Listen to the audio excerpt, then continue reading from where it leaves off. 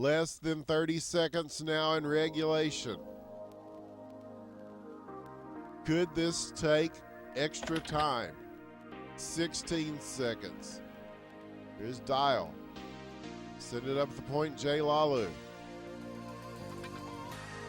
Call midget now, but Matt, 6 seconds, 5, Dalfan coming out. He gets around him, 2 seconds. He's got to do it quick. Shoot, the scores, 1 second left.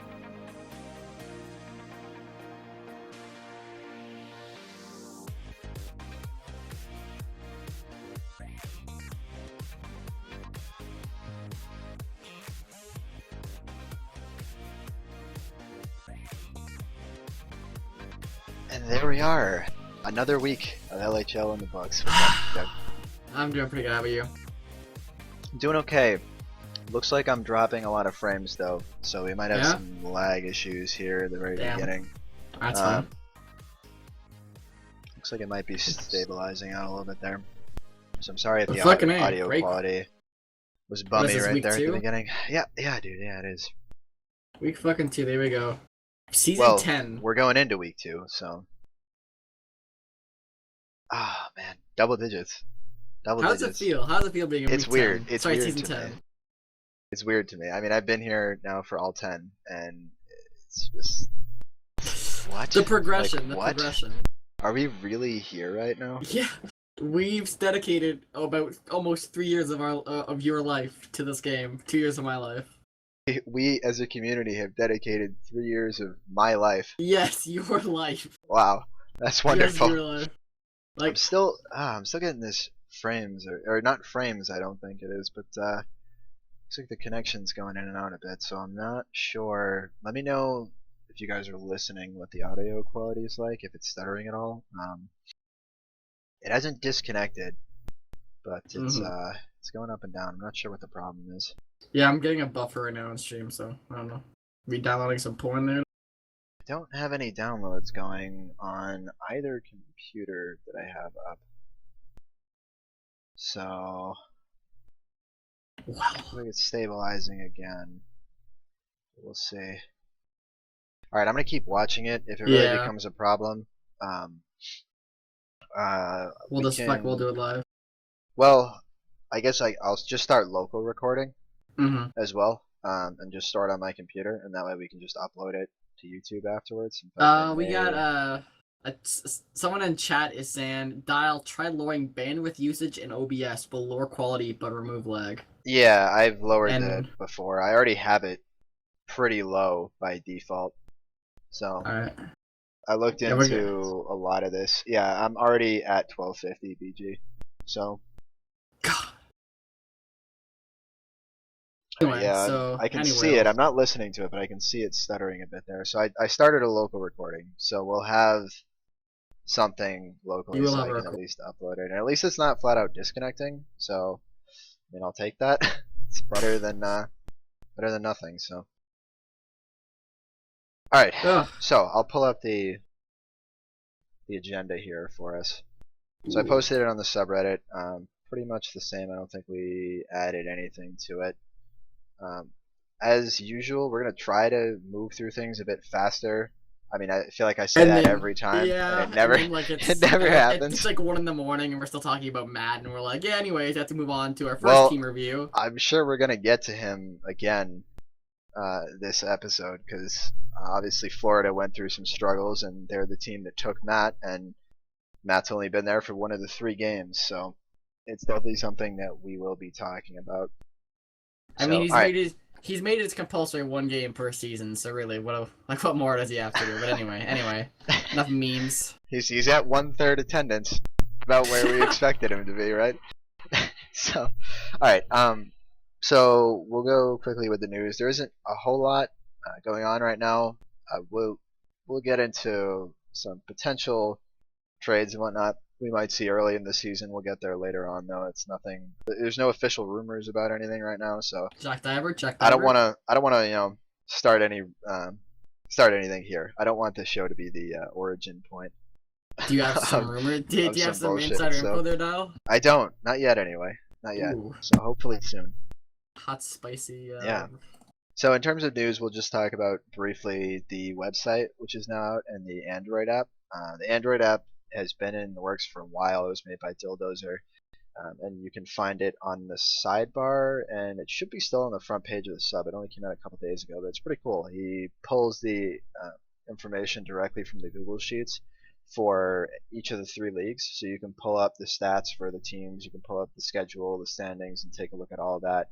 And it's a bit better formatted on your phone than if you're trying to go through the standard web browser to look at it. So it's pretty nice actually. You should give it a look if you haven't already. If you have Android, unfortunately, it's not out for iOS devices. So I'm sorry for all you iPhone users, but you suck. So. Yo, I have an iPhone. Come on, I'm triggered. Do you suck? No, I You do do not suck. suck. You do suck. Well, only and you. the chat only will, on weekends. The chat will agree. Yo, can I You get a suck. cap in chat? Oh my god, you're such a bum. Oh my god. Anyway, so the Legends Hockey League site. This I wanna really go a bit more in depth on. That was really started, and it's the love child of Cook, and then like a tiny bit me, but like 99% Cook. And if you haven't checked it out yet, it's seriously amazing. LegendsHockeyLeague.com. You can find just about anything you need for any of the 3 leagues there. We're still running with the Google Docs for now, but the idea is by the end of this season and moving into next season that we won't have Google Docs anymore. It'll purely be the website. So it should be awesome. I love how it's coming. Please check it out. Like I said, if you haven't, there's a lot of effort that's gone into it, and huge shout out to Cook, who's paid for everything so far on his own too. It's been fucking awesome. Oh yeah, I mean he's took the concept of a website that we've done how many times, like 5 times in the past, and he's the first person who really finalized it and turned it into something beautiful, and it's awesome. I love it. We've also got content coming out, trying to get articles out, like a good article once a week right now. I'd like to bump it up to twice a week if we can, keep some interesting things going. But you saw, or I'm assuming most of you who have seen the site have seen the article that I wrote. We're trying to do articles like that, Players Tribune style. I mean, whatever you want to do. It can be about anything. I know Claude was writing a post about elite goalies. But it can be anything, and past, present, suggestions for the future. Like if we structured the league like this, like imagine how it would go. Like there's a wealth of things you could write about, and we're looking for people that are willing to create content for the site and keep it active there. And I think it'll be a great supplement to what the subreddit is, and I'm really looking forward to getting rid of Google Docs too, to be honest with you. I've been using those for almost 3 years now, and it's like I'm sick and tired of same old shit Google Docs over and over again. So but yeah, seriously amazing, and big shout out to him for all the work he's put into it. So right up there with and unlike the DGL, we will actually be moving to this in the future. This isn't something that we don't have any control over. That was the big problem with the DGL. They were going to give us a lot of what Cook ended up doing on this site with the databasing and whatnot, but they never wound up finishing it. And because we didn't have any real insight into it, it became difficult because we couldn't create what we wanted. It was basically them creating what they wanted, and we were sort of attached to them there. We're still getting featured on their site, and Winter streams to their channel on Tuesdays because it's still, I mean, it's free publicity, publicity for us and free publicity for them. So there's still, some balance there, but definitely this is much more than the DGL was ever for us and will ever be. So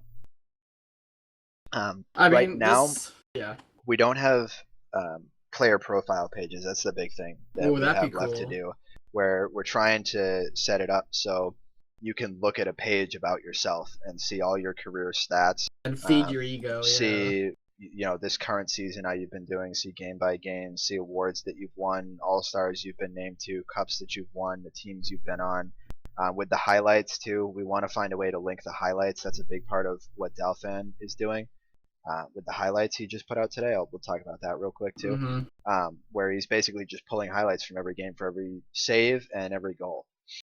And it's awesome, and we're going to try to link that up with the player pages when we get there, so you'll be able to see, like, I scored 3 goals against this team, like, and then go back and look at the 3 goals you scored. Like, the replays will theoretically be there, and it sounds fantastic to me. And thinking back, like we talked earlier about how, like, it's season 10 and season 1, none of us even really thought there was going to be a second No. season, and here we are with like a full-fledged website, and where I love how there's still people. I'm one of those people who's in the LHL Steam group, and now we have a site. it's insane. It's absolutely insane where we've taken it, especially considering how relatively small the community is. And I mean, it's wonderful, and it's part of what I really wish Cryptic would see in it, is that the dedication. Cryptic C would see in it. Yeah. Oh my god.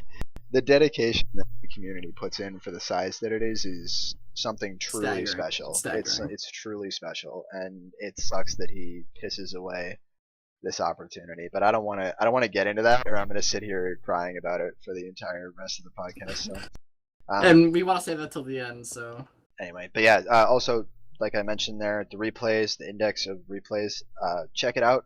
The highlights that Dial fans put together. I don't know when the stuff for tonight will be out. I think he was trying to get a lot of the highlights done during the games. I'm not 100% sure, but the post is there on the subreddit. Again, you can also find it in the sidebar. And it's fantastic. It gives you nice little MP4 clips, like 12, 13, 14 seconds long. And it's really cool. He's got, I think, every save and every goal for every game up until tonight. And he'll be working on tonight's. I'm assuming tonight and tomorrow. So hopefully we'll have those up by tomorrow. But yeah, so big props to him. Alright, so we'll move into the LHL stuff. So we didn't get to do a preseason podcast, or like going into week 1. We did a preseason, I guess, before the preseason started, right? After the draft. So it's been 2 weeks. So it's been a while. So we'll go ahead. We'll briefly run through the preseason. I don't want to put too much stock in it because usually, it's preseason. You've got backups who are playing. You've got, in some cases, players who won't make the team in the regular season playing. But we'll go through it nonetheless. Unless your name's Florida. Damn. Okay. Correct. And then we'll look at the week 1 games. We'll go through team by team, and then we'll do predictions for week 2. So, if I can pull this up, we'll go to the past week. Damn. Alright. How's your week been, Dial? It's been alright, man. It's been alright. It's fucking good, man. I'm gonna go up to preseason first. We'll run through that real quick. Alright.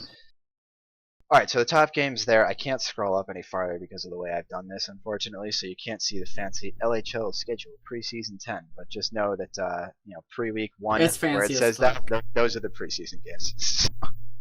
Alright, so we'll breeze through these real quick. Again, don't want to put too much stock into it. We've got, effectively, Florida went 2-1. They got a forfeit win for one of their games because Toronto didn't show.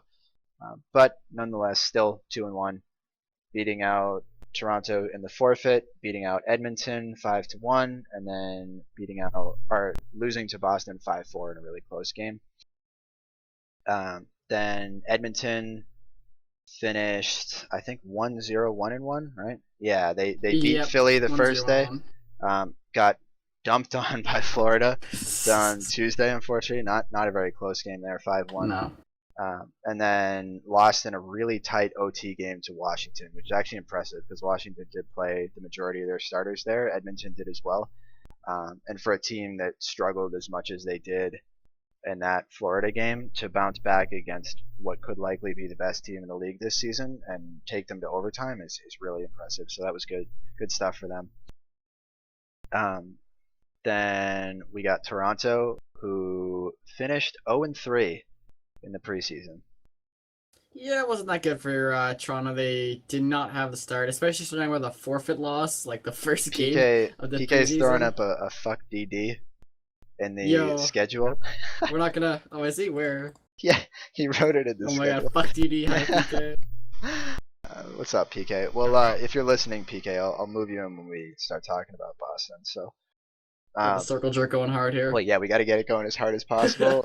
We got Dial Fam, BG, Cap, every Boston player. I'm gonna call Sully to get him on.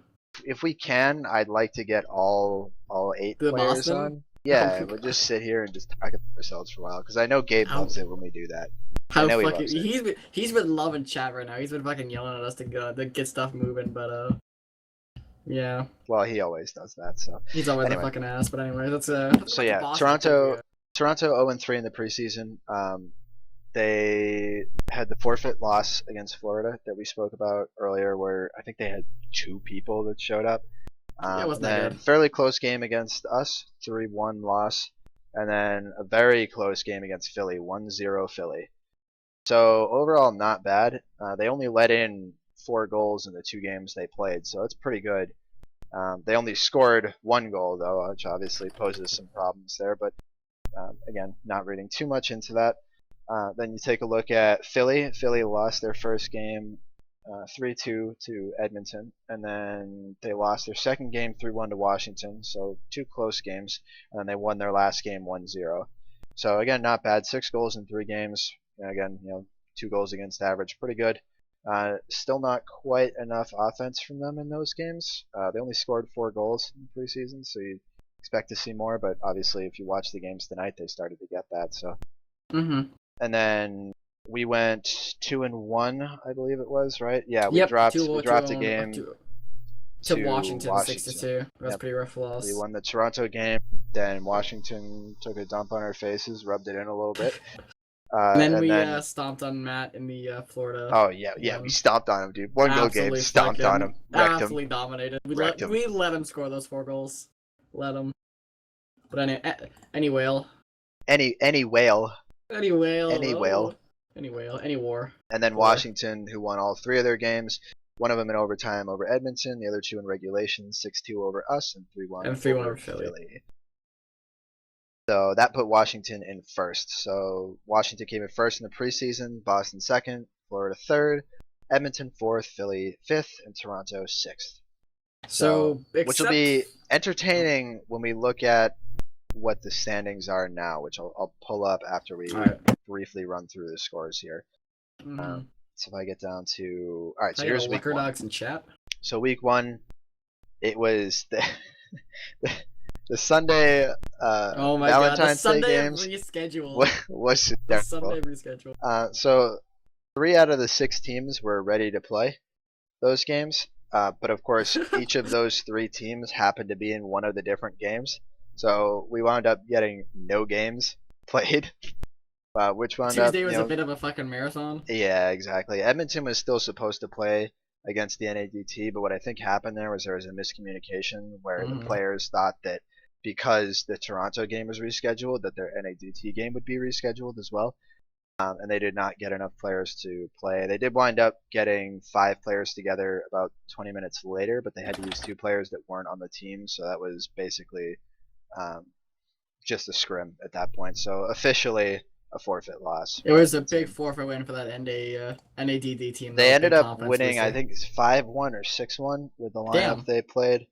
Not the NADT, the Edmonton and Friends. That's what we'll call it. Edmonton and Friends. They won 5-1 or 6-1 over the NADT in what was the, again, effectively scrim afterwards. So, but we got to Tuesday and Thursday, and there was 11 games between those 2 days. Yeah, 11 games in 2 days. So big shout out to the casters for sticking around that long. Winters and all the guys who casted tonight. Nova, Master Metroid, BG. I don't know if Delph was casting, but I know he was in there doing some highlight stuff. So big shout out to those guys for sticking around and doing as much as they did. Especially Winters on Tuesday was here for 2 hours and 15 minutes straight casting by himself. So that's a lot. It's a lot to do in one night and a lot to ask of anybody.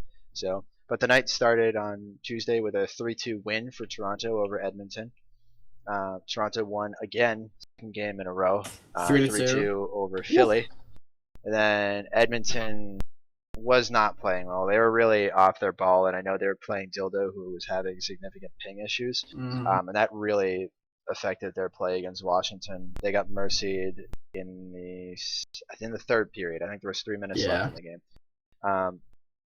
Then we managed to overcome that Overcame Matt in the That- late third period. Yeah, that was scary. The 6-3 game, Boston over Not Florida.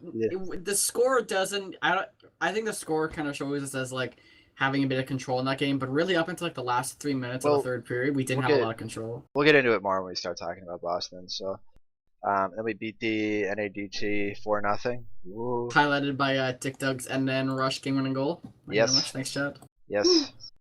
Dalfin and I coaching the team against you guys. Unfortunately, we couldn't get a goal going, but it was progress. They played well defensively. You guys They did played well play pretty defensively, and that was the important thing. And we'll talk about the NADT all that too. matters. I've got time set aside for them. So, Ooh.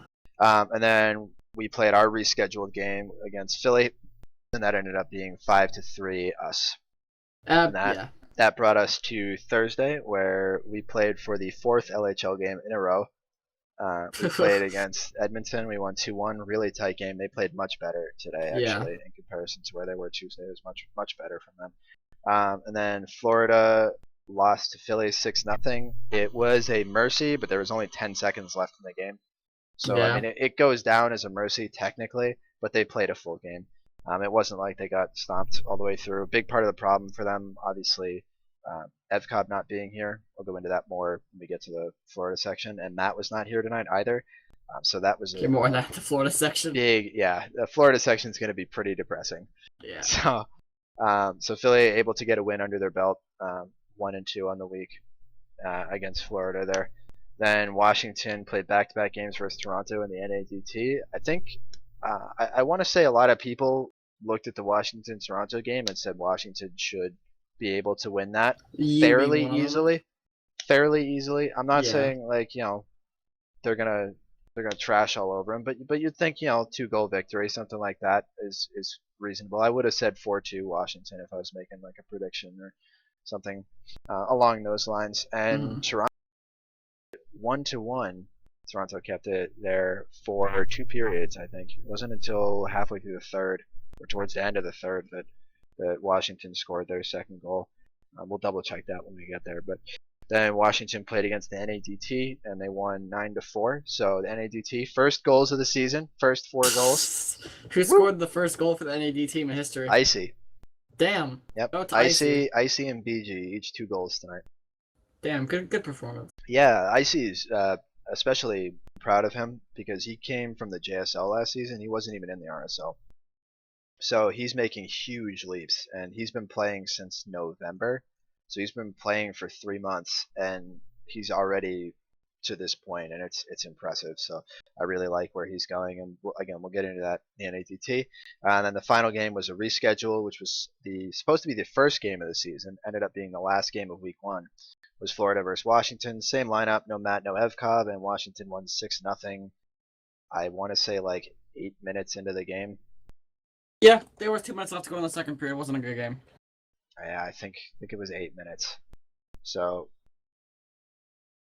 it was not the prettiest of games. No, I mean Florida's been having a pretty rough time here. Yeah. So I'm gonna pull up the standings here. So that's the preseason standings, how they shaped out there. So you can see real quick before we look at the regular season standings. Alright. And now if I scroll up to regular season. So we've got Florida and Edmonton, who Edmonton finished 4th in the preseason. They're tied for last right now with Florida. Florida finished 3rd in the preseason, and again tied for last with Edmonton.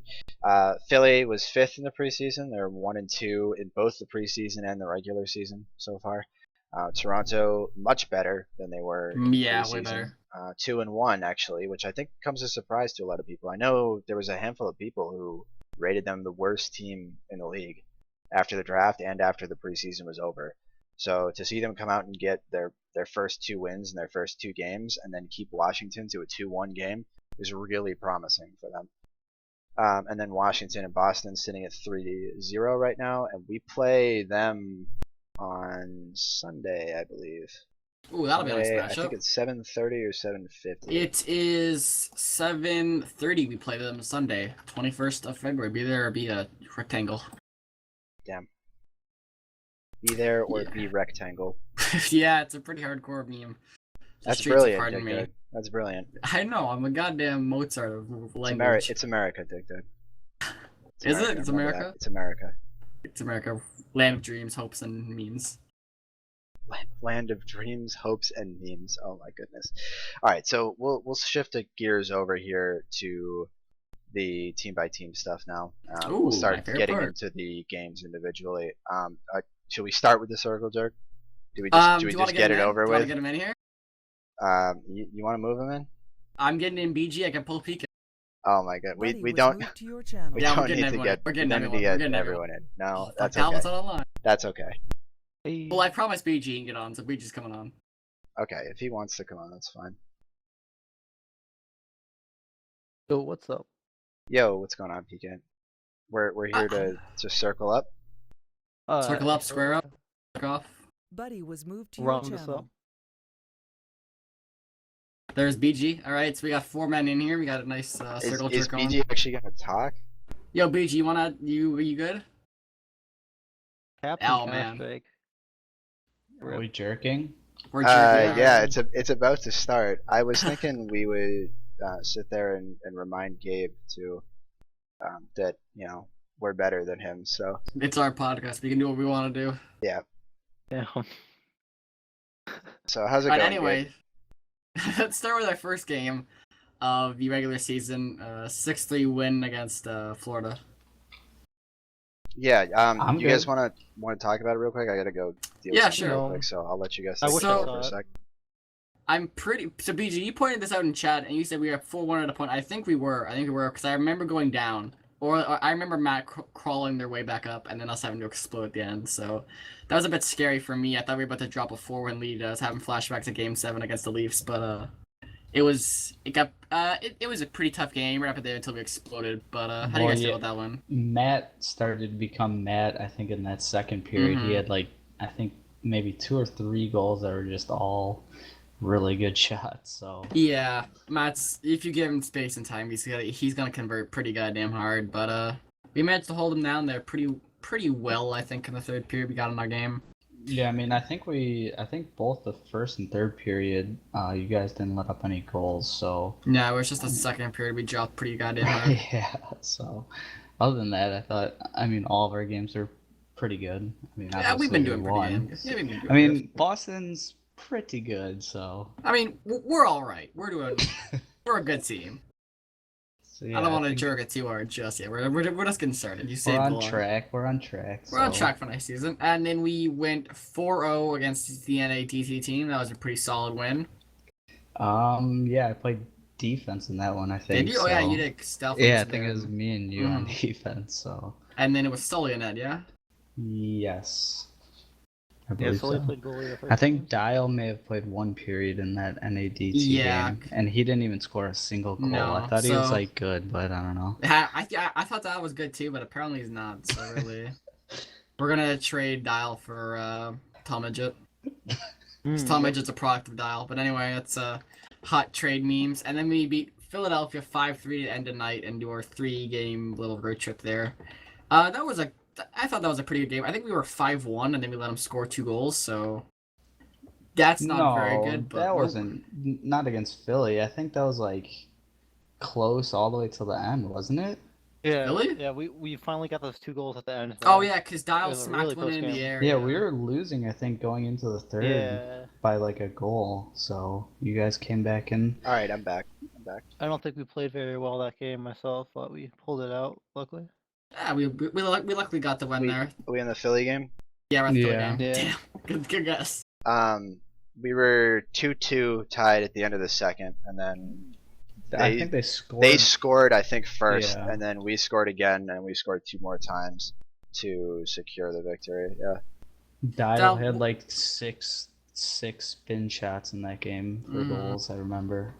There was one game I thought it was that night. It might have been another game that Dial just carried. I think it might have been the games. That Florida was the game I had 4 goals in. Was the Yeah? Philly one? Okay, that's what yeah. it was. So Yeah, that's what it you're referring was. to. So we ended Tuesday night off a nice solid 3-0 against the NAD team and two other LHL teams, and then we started today with a close 2-1 win, highlighted by Dial's game-winning goal set up by the God. I mean, sorry, the best Oh my defensive God! defenseman there. Shut up. Dale Best fan? offensive, best offensive Oh my defenseman in the God. league. Dick Doug, you welcome, Dial. By the way. But anyway, that was a good win. Pete, Why you have did I anything to say let about that you one? do this? Oh, what's up? Peak. It was a good feel. It was a good win against Yeah. Edmonton. Okay. So in the end, we went 3-0 in the week, which is the important thing. We'll throw it to BG first. How do you feel in what is, I mean, effectively your first season? I mean, I know you played a couple games last season, but I think you played what, like 5 or something by the end of last season, Yeah, I if think I that, ended up. maybe. I think I ended up playing like around 4 or 5. So Yeah. So you've only got 10 minutes so far of playing time. I'm sure that number will go up as time goes on because you've been doing incredibly well. But how does it feel?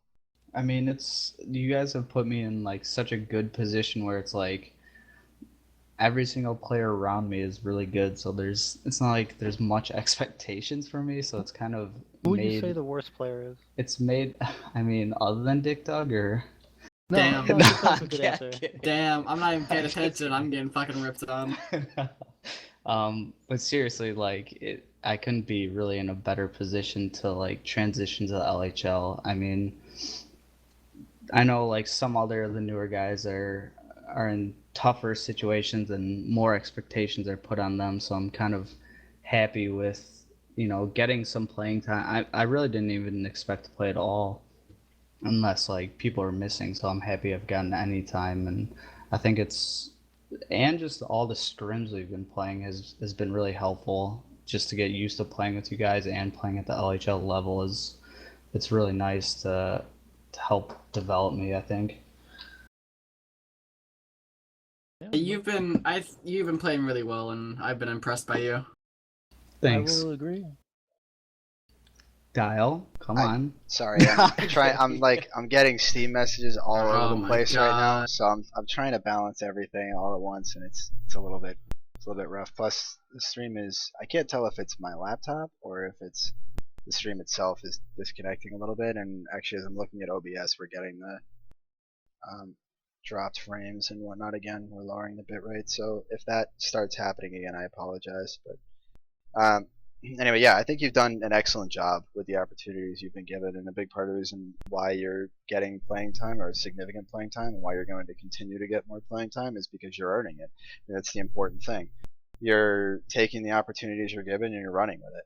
So you've got 2 goals in the 10 minutes you played. One of them was a game winner, and you're +1 for that time. So that's awesome. So that's the kind of stuff that you want to see, especially where, like you said, you're in a good position where you're not being thrown to the wolves, where there's a lot expected of you. And if you want to make a comparison, I guess look at sort of the position that Guy Lafleur is in, and I don't really envy the spot he's being put in, where he's asked to be the starting forward on that team alongside Matt. And obviously he's one of the better up and coming players, and he's a great prospect. He's got a lot of talent. So there's a lot of potential there to succeed, but he's in a position where he's expected to be contributing and be the second best forward on that team. And Yeah, that's big shoes. That's big shoes to fill when you were playing in the JSL still last season. Well, and especially now with Evcobb kind of out of their lineup right now, and when Matt doesn't show up, that's just such a tough position to put both him and Drag, who's a newer guy in the OHL. So, I mean, that is kind of my reference point. Is I'd much rather be in the position I am, where it's kind of like, I get time here and there, but there's not really a lot of pressure on me. So it just makes it easier for me to play comfortably every game. Yeah, you've been like falling into the like the role of center, and you've been going up against matching against some tough guys like Gabe and Tom Midgets and Lucic, and you've been doing really well. Yeah, the face-offs are still brutal. I'm working on that. All right, PK, how do you feel about, I mean, BG or the rest of the team in general? I mean, so far through this season. Since the beginning of the preseason, we had a lot of problems to fix, and I think we're slowly getting there. Where each game we're getting better and better. Same with the scrims. The scrims are helping us a lot, in my opinion. I mean, besides from Dick Dug, we're all making Damn. improvements. I'm already too improved anyway, so I know it's okay. And in regards to BG, he's been improving a lot. Sully too. Yes, Sully as Sully's been extremely, I think, underrated. He's been doing Yeah. fantastic. He's done a great job. I mean, you worked your way up to 1 period a game so far. We'll see if that stays. Even though he is racist, he's still good. No, Sully. I think. Oh no, BG. I'm talking about BG. I'm not. Oh, you're talking about BG? Oh, I thought you were talking I about didn't Sully. give, I didn't give Sully a period this game. What the? Oh, damn. Rip Where Sully. have No, you BG's been? not racist. I don't know. It's Dal would tell you, I don't pay attention for half these things anyway. No, so he he's on doesn't. Facebook He or doesn't pay something. attention. He messes around, and then I'm like, right, Dick Dug? And he's like, yeah. You pick this guy for me. This He just does sucks. pay attention to the chat though, which is kind of cool. Yeah, I'm the chat moderator. I was Yeah, gonna he's kick a Dave chat earlier bot. today. That's all he is. He does He's a dank chat memes bot. with the chat. So. Oh my god, Oh can I my get God. a Kappa in chat? Alright, Can I get a so- Kappa? To keep it on track here, so we can But keep yeah. going. So- Anyways, we've been improving a lot, and I don't see it slowing down anytime soon. Yeah, I was saying off the cast, like there's big expectations of us. A lot of people are sort of pegging us as one of the better teams in the league, so it's obviously big shoes to It's still fill early. as it comes to that. So yeah, it's still very early, and I mean the trade deadline usually shakes things up a lot. There'll be one team that winds up falling off. There'll be another team that winds up getting a lot stronger and looking a lot scarier going into the playoffs. So there's a million things that could still happen. There's 22 games left in this season for every team, so it's way too early to be calling anything right now. But I agree with your assessment. I mean, I like where we're going. I like where the team is going. I like the players that we have. I think we have a good core of talent and solid personalities that aren't going to be conflicting off the ice. It's going to cause issues. Yeah. So, because that's I important. kind of feel bad for Notled too. Like he's Yeah. showing up, there's no room. Yeah. It's like That's kind of a good thing, it's though, tough to though. play everybody. I mean, it's a good problem to have because like he's an excellent player. Mhm. Yeah, for sure. So, but, all right. So we'll move on to Edmonton. I think we'll do next. By the It's way, good signature, just guys. to the chat. If there is anybody that is interested in coming on from another team for an interview, just like let us know in the chat or like let me know on Steam or something like that, and we'll get you in because I'd love to do more interviews with players. It's nice So- to hear about the different teams and the teams for next to. Yeah, exactly. So, and we can sit here and try to circle jerk about other teams too. So, Yeah. but we need Exactly. teammates from the other teams to come Mhm. on before we can do that. So, I know Taser is watching right now, but he's never been on the cast once, and we're 15 episodes in. Like, what's up with that? I Taser? kind of think we have to keep him off now just to keep tradition going.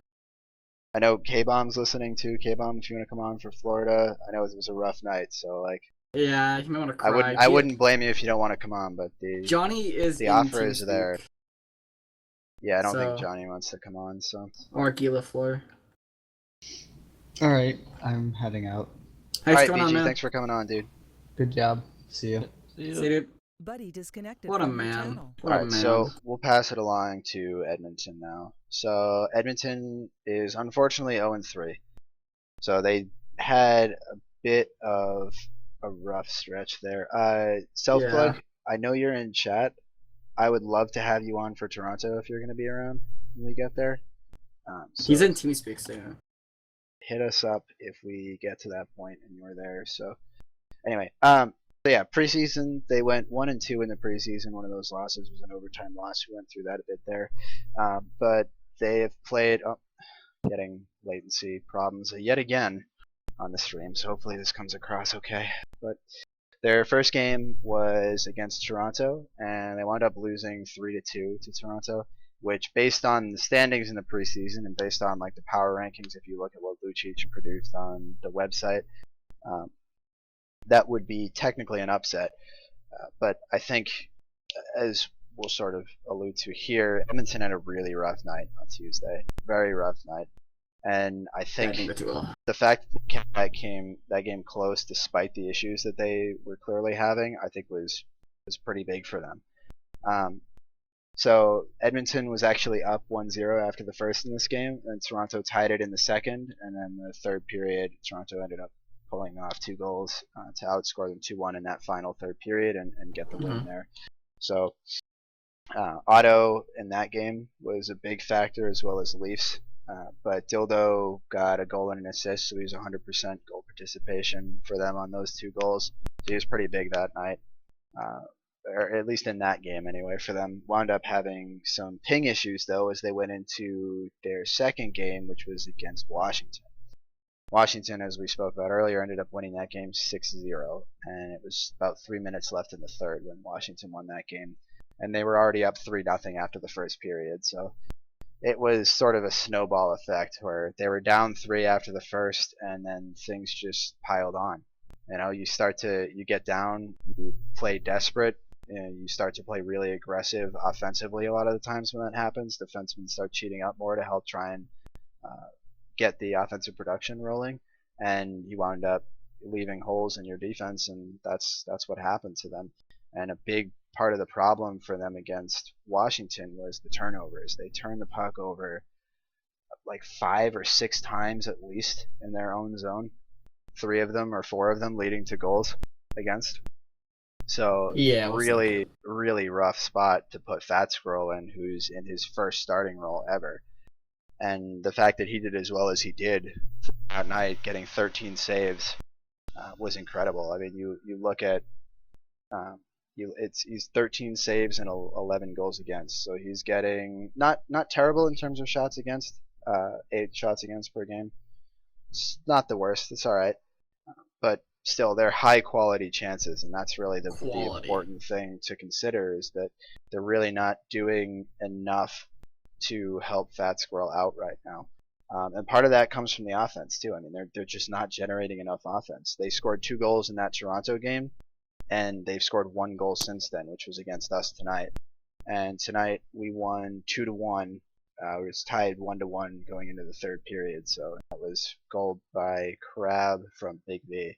Was their 1 goal of that night. So it's just it hasn't been pretty for them, unfortunately. And like we said as we were going through the schedule, I thought they played a lot better tonight. They kept the game again 2-1. It was a 1 goal game, and with how well we've been doing, I mean that's awesome for them. That's great. And even though they lost all 3 games in the week, at least they still ended it on a higher note than a 6-0 mercy. So there's a huge difference between the way they played on Tuesday and the way they played on Thursday. And they showed in the preseason too with their starters the ability to keep Washington to OT, or take them to OT. So it's there. The talent is there. They're capable of pulling out wins in these games, and they hit a rough patch on Tuesday, and it's put them in a bit of a hole here early. But luckily, 22 games left. It's a lot of time to climb back out of it. So. But the one, I think, if we're going to highlight a player that I think really needs to step up for this team to continue to succeed, it's got to be Big V in my mind.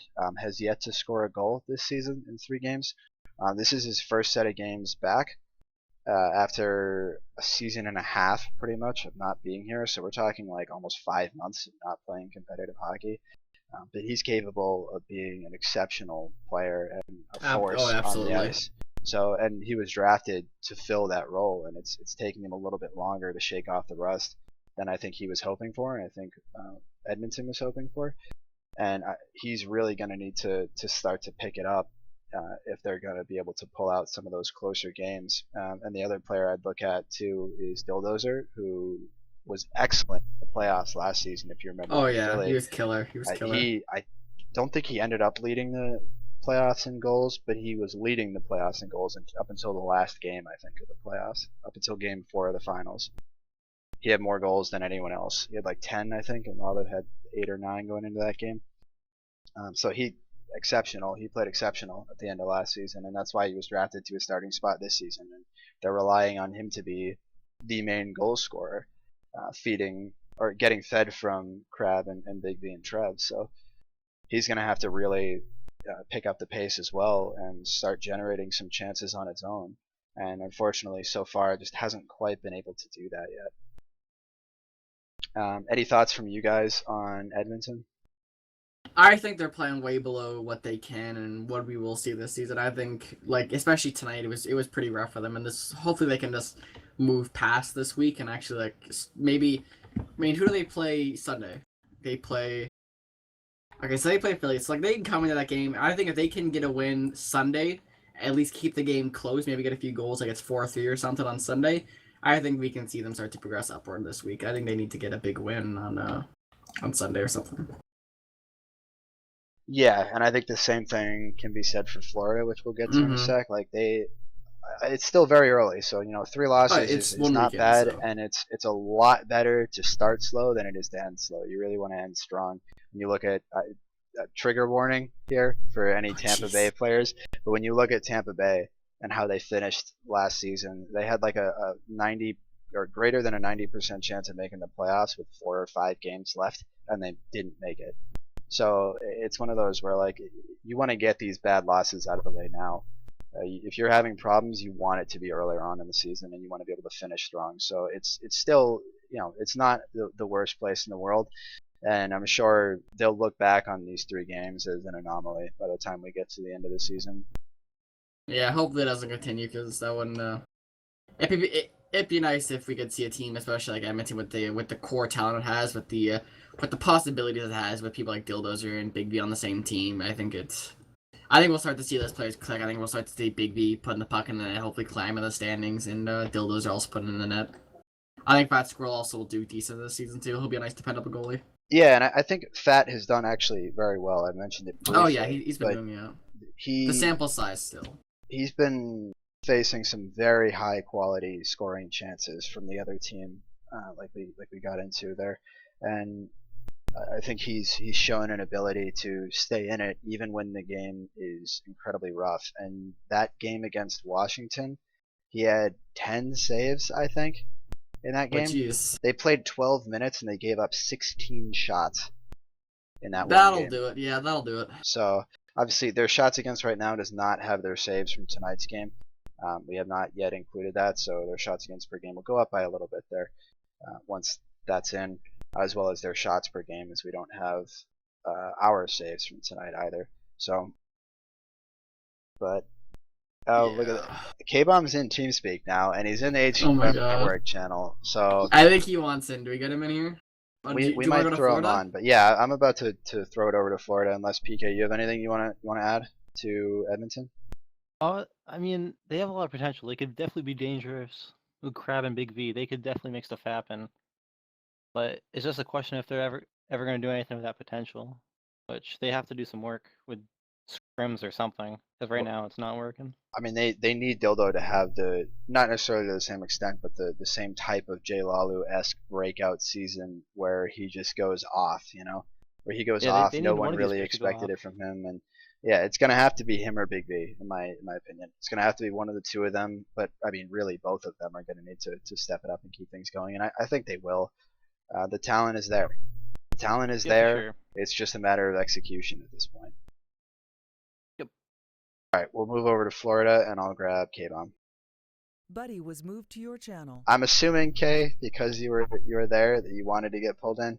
Yeah, I'm a glutton for punishment.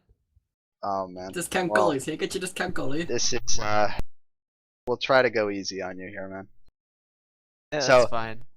I'll give a quick run through of your games up to this point in time. So preseason went pretty well for you guys, all things considered. 2-1, not bad. And the one loss you had was a 5-4 loss to us at the very end of the game. So it was a very, very close set of games there for you in the preseason. And then in the regular season, you guys have been met with much more resistance, I think, than you were met with in the preseason there. 0-3 so far. First game was very close up until the very end, latter half of that third period. That was against us, 6-3 loss, where Matt scored a hat trick and basically tied the game in the second period after you guys were down 3 goals. I think he brought it back to 4-3. Yeah. Something like that. We were up 4-1 with 2 minutes to go in the second, and at the end of the second period, the score was 4-3. So, like, we were starting to shit ourselves a little bit there. I know I was. Yeah, I mean it's there, and you go into the next day, obviously today, on Thursday, where you guys play 2 games tonight, right? Yeah. And you guys played with Gee and Drag on offense, with capital skis in there a little bit where Drag was disconnecting, and then Super and Johnny on defense, and you and Net. Yeah. And those 2 games you played tonight, one against Philly was a 6-0 mercy, but that was, as we said, with 10 seconds left in the game. So you basically played a full game. It's not really a mercy in that same sense. And then against Washington, you guys got mercy at 8 minutes into the game. So Washington, who has a lot of talent on their roster, stealing Claude late in the draft, really put it home. I think Claude had 5 goals that game. So it's like, oof, rough. So initial reactions from you, K-Bomb, after these 3 nights. I mean, we played 10 good minutes against Philly. It was 2-0 at the end of the second period.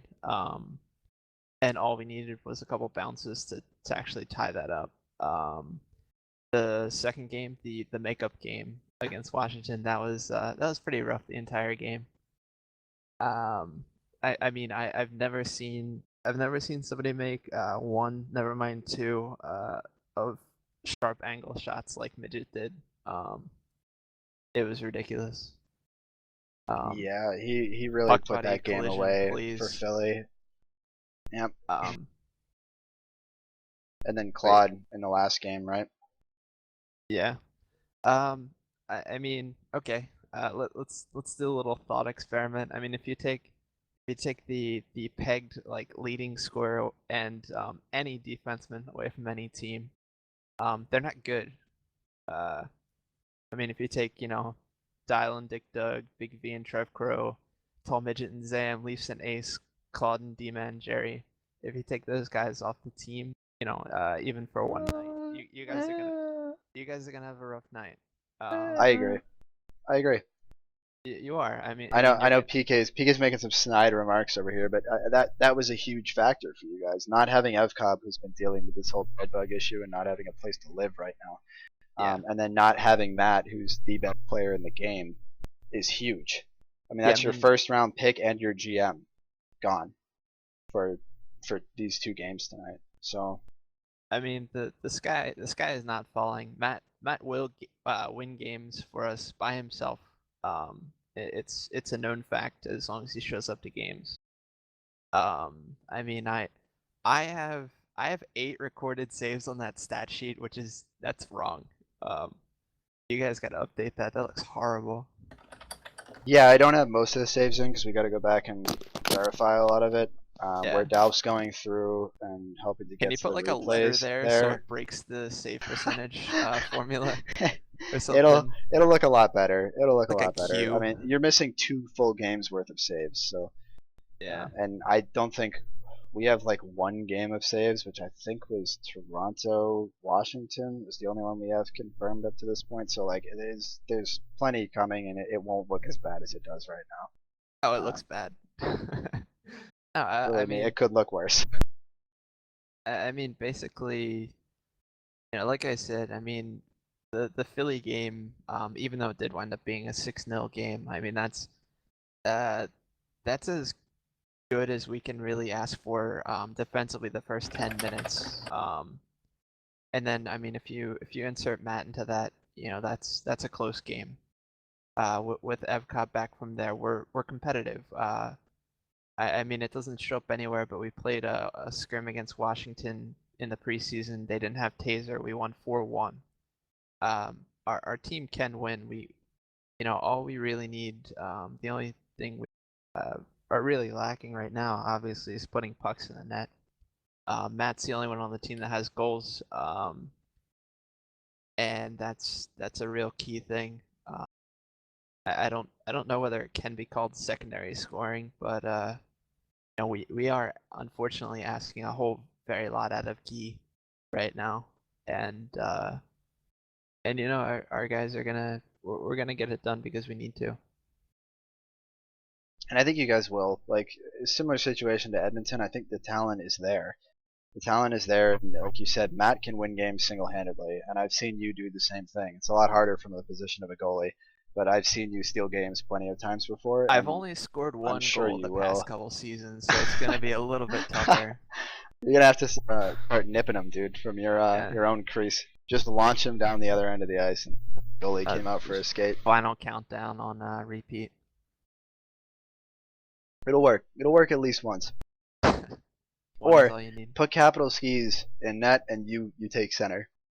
Oh, that only works in all-star games, and And HQ. I mean, with 6 goals against average, I wouldn't vote for me. Oh my goodness.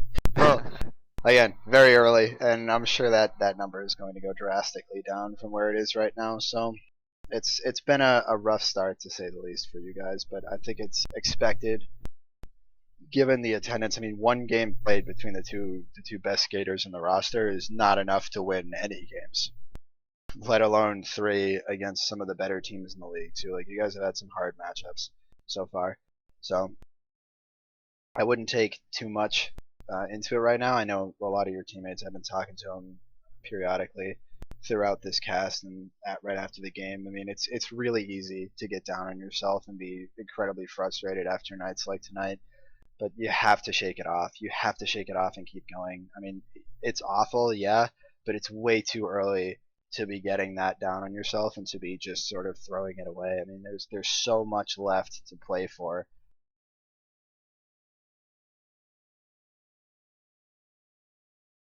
You're one game, I think, out of 4th, I think it is, right? Yeah, you're one game out of 4th right now, and that's a playoff spot. So Yeah, and I mean, silver winless, linings. we're tied for 5th. Exactly. There Yeah. you go. So there's silver linings there, man. Anyway, all right. Anything else from you guys, Dick, Dig, or PK? I think we'll. I mean, hopefully Avcobb can get his bed bug situations there, and he can find a bed that doesn't have any bed bugs to bite him, and he can tuck himself in at night. But I think he'll come back, and Matt will come back as well, and then I think we'll see Edmonton start to win a couple games. And like as you already said, you have to move past it. Like, you can't dwell on these past games. You need to start off big. You have to come out Sunday with a new mindset, totally new attitude at it, and to come out swinging. That's all you really can do. Edmonton? He did say Edmonton. Oh, Florida. We're gonna get our me. guys back, and the other team is gonna start winning. Jeez. Thank you. Wow, good job, Dick Dug. I'm sorry. He's I'm undefeated. currently writing an article, so I'm not paying attention as per protocol. That's what he always does. But- Yeah, they're really hurting right now without Evcobb, and when Matt doesn't show up, it's really tough for them to do anything. So hopefully they do come back and they help Florida put up a fight. And that'll happen. He'll be able to steal games, like we said. He'll steal games. He'll create opportunities, and I'm really looking forward to what he's capable of doing with Guy and Drag. Oh yeah, those are 2 guys of the future right there for the league. So, two talented with two Very players with lots of talented. talent, Yep. lots of potential. yes, agreed. All right, Kay. Anything else you want to talk about? No, not really. That's really it. All right, man. Well, Thanks for thank having me on. you for coming on. I'm sorry that you were in the position you were in tonight, but Thanks for coming on my team. look, I didn't do anything to you tonight, man. Yeah, you had to bring up Tampa Bay. I mean, I Oh, gave a that was a trigger low warning. blow. I gave a trigger warning. You did. yeah. I'm still triggered. I'm sorry, K-Bomb. That's all good. I'm sorry.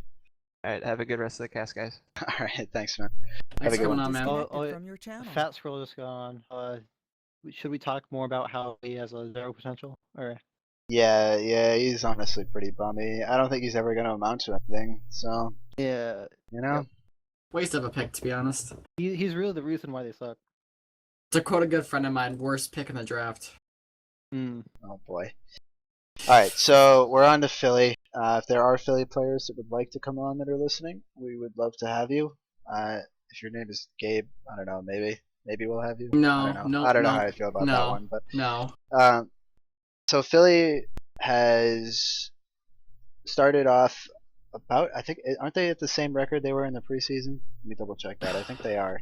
Yeah, they're 1-2 in the preseason. They're 1-2 in the regular season. So they got a bit of a gift in a sense, going up against the Florida team tonight that was clearly struggling to get a solid lineup together that was experienced enough to really handle the situation being thrown at them. But Philly, they did everything right. They took the opportunity. They said, look, this is a chance to get a win under our belts and start getting momentum going the right way, and they did that. And they were able to win convincingly over that Florida team, and hopefully will get them on a good roll, especially where they started off the season 0-2, losing a 3-2 game to Toronto in the third period when they blew a 2-1 lead, and then losing 5-3 to us, which again, as we said, those were third period goals as well, where that game was tied 2-2 going into the third.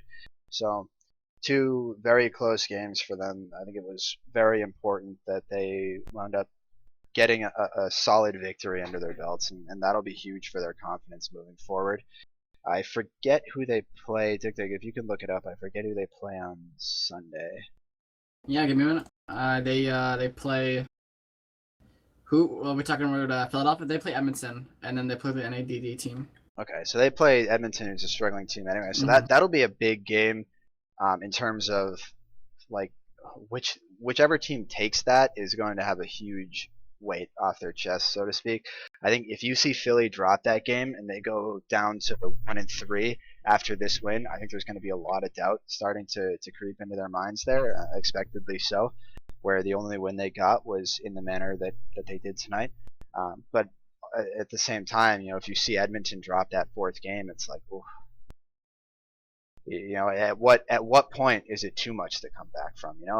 I don't want to make 4 games out to be too big of a deal at this point in time, but still they matter. Every game matters in the long run. So when you look at a team like Atlanta, they wound up starting 0-7. They did actually almost come back too. They almost came back and made a playoff spot. So, but starting 0-4 would be a really, really tight spot for them. So you'd think that Edmonton is going to come out with every last bit of effort they have that game to try and put one on the board. So that'll be a really exciting game to watch from that perspective, because it should be highly contested between both teams. So, but anyway, in terms of how their players have been doing, it's been the tall midget show so far. You heard K-Bomb say tonight he had 2 really shallow angle, like almost 90-degree parallel to the net goals. Kind of ridiculous. But he's been awesome so far for them. He's got 6 goals and an assist. One of those goals being a game winner as well in the one game they played, or one game they won, which was today. So he's been awesome. Gabe's also put together 3 goals and an assist. So they're getting it. They're getting it together after a bit of a slower start in those first 2 games. They're starting to pick it up. And then Nina had an excellent game tonight. I don't have the saves for him, but he got a shutout tonight, which was awesome. Really big for his confidence too. Somebody who fell farther in the draft than I think a lot of people would have expected. Somebody who a lot of people expected to be contesting for a starting spot, and here he found himself at the bottom of the 7th round as a backup. So, but he performed very well in the absence of Meat Flail, not Meat Sale this season. Meat Flail. Meat Flail. I have to get that right. Yes. I'm going to pull in Gabe and we'll do a quick interview with him. Oh, jeez. There goes the neighborhood. Hey, wake up. Buddy was moved to your What's channel. up, Gabe? Oh, I didn't know I was going to be dragged. Well, how else are you getting here? You silly goose. Alright, I'll stay here. Why not? All right. Why So, not, right? what's your thoughts so far on the team? Just general thoughts on where you guys are right now, where you think you can be, opinions on your games. I think Tall Midget only made 1 preseason game. And I think during that 1 preseason game he did show up too. I was also playing defense. And I think at this point, if you're even on the sheet right now, you can change me back to offense. I think Zam wants me there. Okay, yeah, I'll throw that back.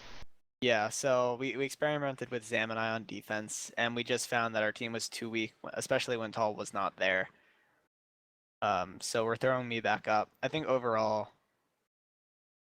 I mean, I think I feel pretty solid with the team that we played with tonight, even though we really did not have competition. I mean, knew that going into it. We weren't, we had to take note of the fact that they were missing Evcobb and Matt and factor that into how we played. And it did take us like the entire first period to start getting things together. So I mean, I think if you were to look at the league in general and look at the scoring period by period, I think you would find that the first period is by far the lowest scoring. yeah, Or I guess maybe the second period might be close there, but I think the third period, without a doubt, is the most scoring period. I don't know how to say it. It's a period where teams score the most, I guess is the proper way to say that. But it feels like the majority of the time, most teams are sort of just feeling each other out for the first like at least 5 minutes or so, first period, before things really start to pick up and get going one way or the other. Obviously, there's certain exceptions to that where one team gets like an early face-off goal or there's a turnover that leads to a goal, causing momentum in favor of that team. But in general, not surprising to see things pick up as the game goes on. yeah. I mean, in my experience, and I think it definitely, I'm a big factor in this because it's basically followed me. I don't think I can put this on any other person I've played with. It's definitely a me thing. I'm definitely like someone who plays like too defensively, or I play like too like afraid to take chances when we're not actively scoring or when we haven't scored. Versus once we've scored 1 or 2 goals and we have a comfortable lead, that's when I really start to break out and position in areas where I can continue to score. Whereas when it's the exact opposite, I find myself playing too defensively, and that's something I've always tried to work on. Well, So it's that like definitely applies to me, and I think when it applies to one of your main players on the ice, it kind of just happens to the entire team. well, I think when you're tied, you're only up 1 goal or even 2 goals in some cases, depending on the team you're playing against. You're really still kind of in a preservation mindset, so to speak, where you're like, Yeah, we got to not get scored on. That's what your yeah, mindset is. But once you start getting a couple going your way, yeah, you can really start pinning your ears back and just going all out for it, and just go for the throat pretty much. So, and yeah. it seemed like that's what you guys were capable of doing there, with some again really nice goals from Tall in the third period. Mm. Yeah, towards the end there, I was just kind of pissed that I kept getting robbed in all my shots, so I just started kind of deking a bit. Was definitely purposely being selfish on those last 2 goals, but I thought K-Bomb played well. All things considered tonight, I thought he played well in the 2 games that he played in, that they got obviously let up 6 goals each time. So you look at that and it's like, wow, you let up 6 goals. Like, wow, that goalie must suck. But he really did do everything I think he could have. I think he did everything and more that you could have asked for him as a teammate and as a GM. So I think he should be proud of the way he played, and I think his team should be proud of the way he played. And obviously, you were the victim of it. yeah. I mean, looking at our team right now, I would say Doucette has secured himself a starting position on defense. I think Zam has really started to feel comfortable playing back with him. And since we did get rid of Ace for Mr. U for some more better backup offense, I think, at least in my experience playing with Mr. U, he had a tendency to kind of come up. Even when he was playing back, he definitely is more of an offensive player, and we definitely saw him make some insane plays up in offense last season. Yeah, he's more comfortable in an offensive role. Yeah. I think he said that towards the end of last season. He really Yeah. just was like, look, like I can play defense, but like I'm way more effective offensively, and I think we're seeing Yeah. that. Yeah, he always, something I always saw in him is he would slowly make his way up until like, and the problem is he doesn't really talk. So when you have someone slowly inching up until you have like someone out of position in as far as defense goes, and they're not saying something, and you get turnovers like that, or 2-on-1s at least. So I think having him pretty much play strictly offense is definitely, as a backup offender when Tall doesn't show up, is going to be the way to go, which I'm pretty comfortable with, to be honest. And I think Doucette is definitely going to find himself playing like every game. That's good. He's earned it. He's earned the right to get some time. I would, yeah. And I'd say, yeah, Dita's definitely performing much better than I thought. Not to say I thought he was bad, but I think he's very comfortable on the long shots, which is nice. He played excellent in we played 2 scrims for Yeah. those who don't know against Philly Yeah, before the game started, and he was excellent in both of them. He was making some very, very good saves, especially on the long shots too, which is something that he struggled with in the past. He was reading them perfectly, frustrating Dial fan a lot actually. So And Marchi was very frustrated with Dolphin at those. So I think I look at my team and I'd say I'm very comfortable with our starters and I'm very comfortable with our backups. And I think our success is definitely going to ride on how often Tall Midget shows up. Because as you know, Dan was actually unaware. He had copy pasted the entire sign up sheet into a different Excel sheet where he was writing down notes for his draft plan, and he apparently did not copy, for whatever reason, it didn't copy the comment section of Tall Midget's sign up, which of course, if you had read, said that he was probably going to miss every Sunday game.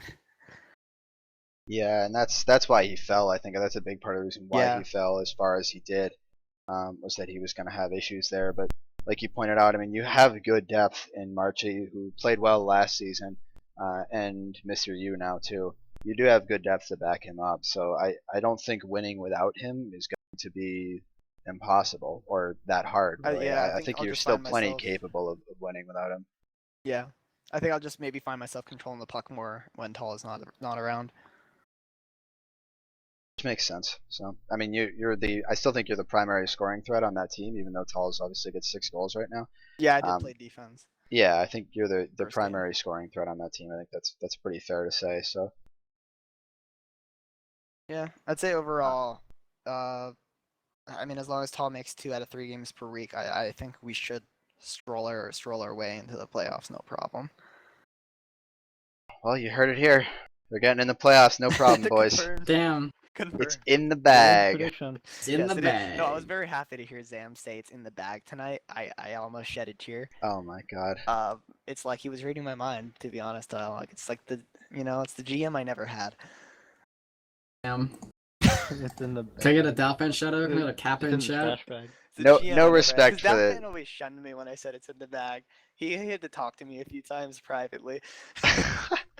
He had to give Oh me the my talk goodness. about that. But no, yeah, it's in the bag. There you go. And I'd like to say Rip Austin, 2-0 loss. Did we lose 2-0? Yeah, we couldn't score. We had a 6-on-4, and we couldn't score. Oh my god. Horrible. Whatever. Anyway, any other questions for Gabe, Dick Doug, or PK? PK, do you have any questions? Nope. I have so actually you actually answered my question. I was gonna ask you about your depth, but you've answered that quite in depthly. Heyo. But no, I'm pretty good for Philadelphia. You're pretty good from Philly. I'm pretty good. I'm pretty good for Philadelphia and from Okay. Philadelphia. And maybe I just stay here as like a series regular now. No. Like I was just Oh. thinking, I had these ideas. Okay, well, thanks for to coming face off on. with Thanks for coming Thanks on. for It's been coming a on, great Gabe. time. It's been Gabe. absolutely fantastic. That'd be great. Or maybe just put Gabe in front of See, your if we had names. done this season 8, right, we could have just done the Dallas Circle Jerk every week with you. But see, we're not here in season 8 anymore, unfortunately. So anyway, thanks for coming on, Gabe. We'll get you on in the future for more interviews. So Cool. we will not Maybe, get I don't know. Lucic though. Let me just restate that. No, we will Lucic not is allow not coming Lucic on. on. Damn. So, That makes me shed a tear. does it make you shed a tear? It Of doesn't make me shed a happiness. tear. Of You have happiness. so much in common. You just said. Lucic can enjoy his podcast ban. All right. Well, I'll see you later. I'm gonna go eat food. All right, see you later, Gabe. Buddy left your channel. Okay, so we'll move on to Toronto. So self-plug, if you're still hanging out in the chat, we would love to get He's you in on. TeamSpeak as well. Do you want to move him in? Yeah, sure. Buddy was moved to your Welcome, channel. self-plug. Oh, hey there. How's it How you going? Hey doing? there. I'm doing pretty good. How about you? I'm phenomenal. How are That you is guys? awesome. We are fantastic. We just left Gabe, so we're doing amazing. Oh, wow. Weight off the shoulders, huh? Oh my goodness. Like a new life breathed So- into me now that Gabe's gone. So real quick before we start getting into specifics with you, self-plug, we'll just run through how Toronto's been doing. So 0-3 in the preseason, not great. Not high expectations of the team after the draft, not high expectations of the team after the preseason. I think it's fair to say. And not at all. yet you find yourselves 2-1 right now, and you won your first 2 games, and that's, I mean, in large part, mostly, I believe, if I had to give like a first star for the team, and even if like you'd be a top 3 star for the week, definitely in Thanks. total. You've been absolutely on fire. 21 saves through the first 3 games that you've played in, and you've been keeping your team in it every single time. If you could see there on stream, 77.78% save rate, which is insane, and a 2 goals against average, which is also nuts. So you've been by far the carry for that team, which is really hard to do from the position of goalie. Really, really hard to do. Yeah. So we'll get into the individual games here, right? So your first game was against Edmonton, and you guys ended up winning 3-2. You came back from a 1-0 deficit there, but you won 3-2, which was good. I mean, that was first win of the season, which was awesome, especially given not winning a game in the preseason. So that must have been really big for you guys. I think a big part about it was we were playing Parabola in goal during the preseason, and also our defense was pretty leaky. Yeah, you didn't have Ace. You had Mr. U still back in the preseason, so that's important to consider that Mr. U for Ace trade. And I think Ace has played every game for you guys, right? He's played every minute for you guys. He's been starting. Yeah, he has. So actually, in all 3 games, our starting lineup has been the same with NHL Otto, me, Jabba, and Ace. And you're technically the goalie backup to Briz, right? Yeah. Although with the way you've been performing and the fact Briz isn't even bothering to show up, it's kind of like who's really the starter. Yeah, but true. I mean, I don't want to say this is expected, the level of performance that you've shown so far, but you were phenomenal towards the end of the season for Pittsburgh, and you were phenomenal for them in the playoffs going up against Philly. You gave them a lot of trouble in that 4-game series. Unfortunately, we still got sweep though. Yeah, but you had like a 70-something% save rate. Yeah, about the same. Which is nuts. And that was against Philly in 4 straight games, who were the best team in the league, one of the best LHL teams of all time offensively too, and you had like one of the best save percentages and goals against averages of all time in the playoffs against them. So there's no harder task that you're going to face than what you faced there, and you've just been continuing the trend into this season, and it's very, very impressive considering where you've been for the majority of your career, not even playing goalie. Yeah, that's true. I mean, I've always had like at least a decent defenseman like Dick Dug in front of me to help force shots or whatever. But yeah, goalie's pretty hard. Dick Dug's not paying attention, or he would have jumped all over that. Not. Of course not. I try to stroke his ego a little bit, and he's too busy cocking off in the chat room. No, sorry. I turned my push talk because I was typing. I did say when Southflake said a decent defenseman like Dick, I was like, yeah, a decent defenseman like me. But not great, just decent. I mean, not great at all, actually. So in the Edmonton game, I have the 3 stars of that game. If we're gonna do that, Otto played very well, 2 goals, 1 game-winning, 3 assists from Leafs. He assisted every single goal, setting all of them up, which was excellent. He played really well that game, and then you were on fire. I mean, you kept everything out other than 2 goals, obviously, but you were exceptional that game. Beyond that, so that brought you to the Philly game, which you played immediately afterwards. I think, right? These were back to back. You won that game 3-2 as well. Yeah, I think it helped. We carried a bit of momentum from the last game. It was unfortunate though. In both games, we went down right at the start. Yeah, like almost initial face-off goals. You were down 1-0 in the first game after the first period. You were down 2-0 in the second game after the first period. You came back in both of them to win 3-2. So pretty big stuff from you guys there. And again, in that game, you had 10 saves against Philadelphia, which is crazy. There's no better feeling than stonewalling Gabe. I'll put it out there. I don't know if Gabe is still listening or if he went to go eat, but I'm sure he'll thoroughly appreciate that commentary there. So, but yeah, big game from Leafs as well, getting 2 goals. And I believe he got the game tying goals, both of them, and then Ace got the 3rd goal that would give you the win in the 3rd period. So huge goal from him. Big performance, like you said. He's been contributing a lot for your team in a role that he probably wasn't even expecting really to fill as much, or at least certainly not with this team. Yeah. So, and then that brought you to your game tonight, which unfortunately was not quite the happy ending of your first 2 games. Still a 1-goal game against. against go ahead. Washington, who are monsters right now. I mean, you saw they've got 14 goals in the season. The other 2 games they played, they scored 6 goals each time. They won 6-0 in their other 2 games, and you guys held them to a 2-1 loss. So, and that was in the third period too. It was 1-1 up until like 2 minutes left when Claude, I think, got their second goal. Yeah, it was Claude. It was really unfortunate. Taser took a long shot and it bounced off the post and landed on the line, and I really couldn't do anything about it. Claude just came home, poked it in. Yeah, I mean, there's only so much you can do, right? Like I said, as a goalie, it's hard to carry. It's very hard to carry, and you've been doing everything you can to try and carry that team. It's been sort of a theme. We've been letting in a lot of shots, and in this game, we let in a lot more than I thought originally.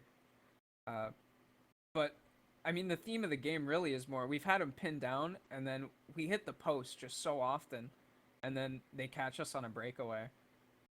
Yeah, you're sitting here. You're the only team at the moment whose saves and shots are all up to date, and shots against. You guys are averaging 9 shots against per game, which is high.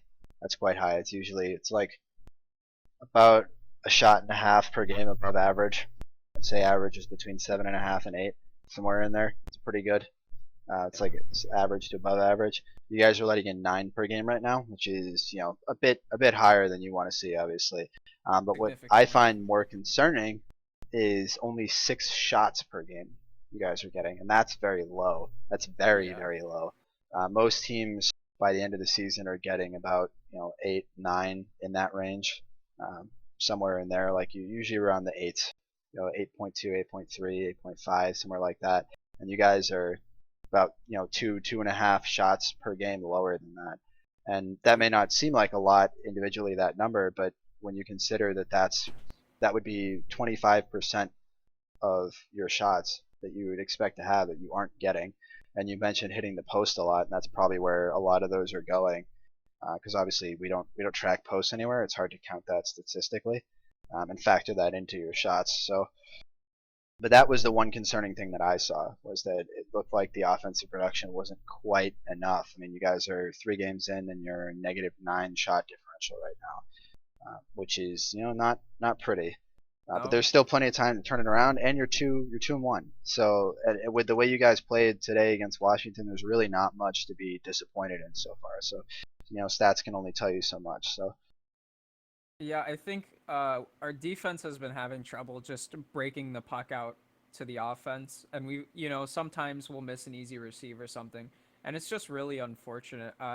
Like in the first game, you notice NHL had 3 assists. He assisted every goal in that game. He was forced to drop deep just to create those goals because we just couldn't pass. It's something we've been working on. We try to play a better passing game than the other teams usually. You'll see like a team with say a Gabe or a Lucic will be a little bit more greedy and try to take it almost all the way from the defense. But our team, we try to move the puck around as much as possible. And we get teams pinned down like that a lot, but we just haven't been able to score. And I think that's something that's going to change coming up in the future, and we'll be able to put up some higher scoring games, be able to dominate a little bit more. One of the strengths of any of Leafs' teams that he's GM'd, and Dick, were we talking about this before the cast? Is he back yet? I don't even know. I think I was talking with him about this before the cast too, when we were watching your game live. Is that it's sort of a staple of NHL killer-led teams that you guys have an excellent neutral zone and breakout, and that's sort of been the same case for you guys here, where you're controlling the neutral zone incredibly well. Like once you get the puck there, you're generating offensive chances out of it every single time.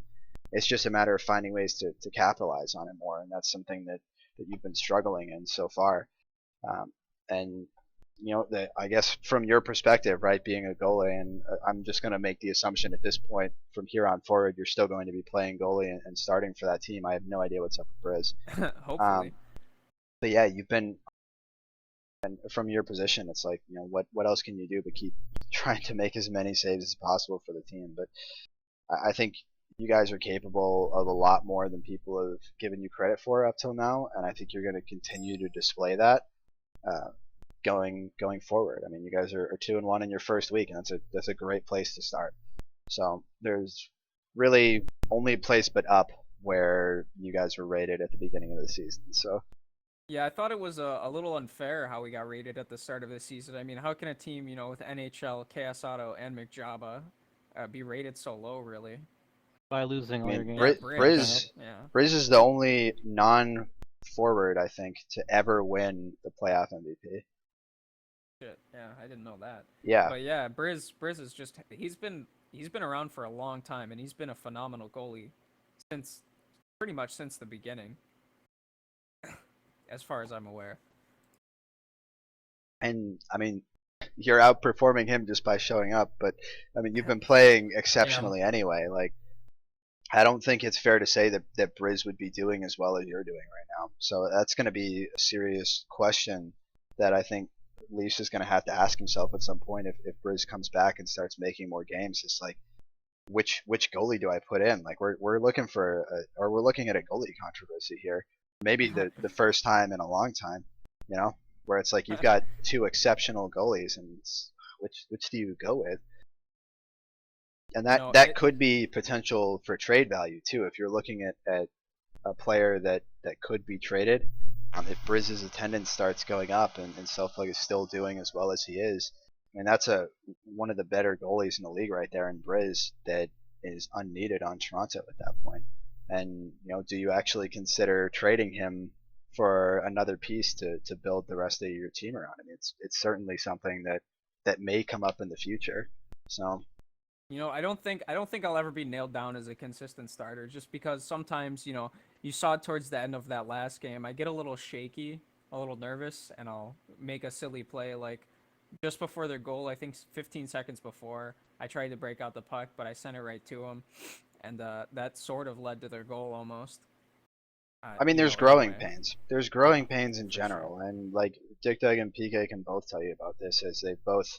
I mean, Dick Dug came up to the league through the RSL. PK used to be a defenseman, had to switch to goalie, and had to relearn how to play the game from the goaltending position. There's growing pains, no matter where you play, no matter how you get to where you are. And I've gone back to the RSL several times after being in the NHL. You're in a position where, like, you've never really played that much goalie. It's not something that, as I understand it, not something you ever really practiced at all. I mean, you're used to being a skater, and yet here you are with incredible talent in the net position, and now it's like, well, shit.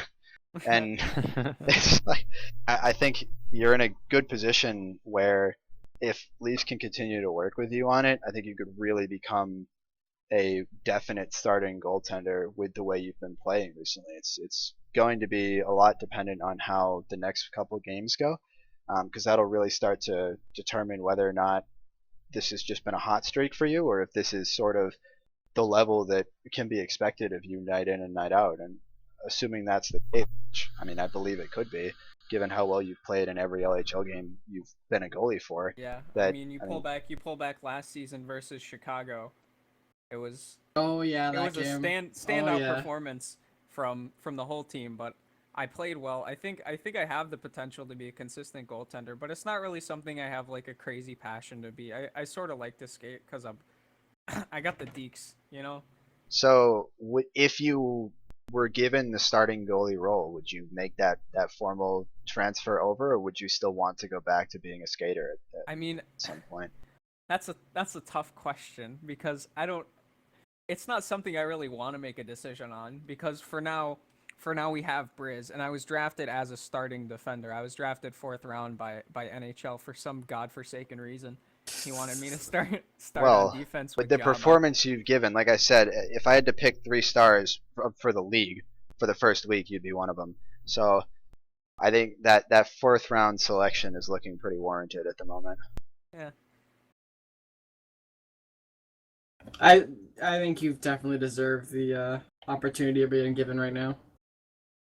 And it'll be a tough decision if it comes to that, because, like, I mean, I would never want to be a goalie. I mean, that's just I love skating. I love skating. I love the position I'm in. I love being able to go out there and try to nip some to quote Matt. Yeah. It's a lot of Like fun. top Chad. And I mean, I think goalie can be a lot of fun too. But it's like you've shown talent at both positions. But this is the first time that you've really, I think, wowed a lot of people. Like, is the way I've looked at you in the past to give sort of perspective on how I view you as a skater. I think you've got immense talent with your hands, which is really, really impressive and very hard to do. And that makes for some really flashy plays that you can do all sorts of crazy looking things with. And there might be a point where you look like Gabe out there, like Timo, just dangling everywhere, making people look absolutely silly. But what you're showing right now in net is absolutely unprecedented. I mean, even guys who came up really quickly through net, like you look at Vitzel and Fat Scroll recently as an example, that basically went through like one season each of RSL and then were already playing very well at an LHL level.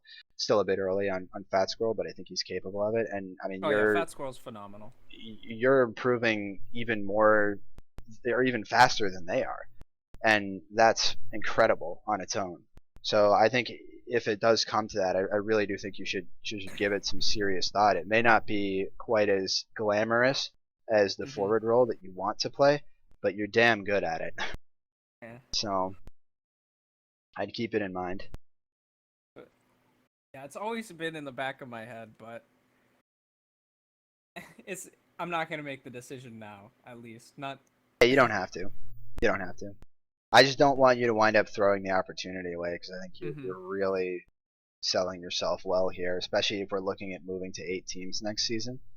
We're trying to fill 8 starting goalie roles. I don't see how you wouldn't make it if it started right now. So Yeah, it means a lot coming from a great player like you, Dial. oh, thanks, man. But Doesn't mean anything coming maybe, from Dick Dug. might mean Yeah. less if Dick Dug had said it, but Yeah. There you go. All three of us got in a dig there. All three of us. God damn it. Well done, boys. Alright, any questions for Fat Squirrel from you guys about his play, about his team's play, about his team's future? PK, we'll throw to you first.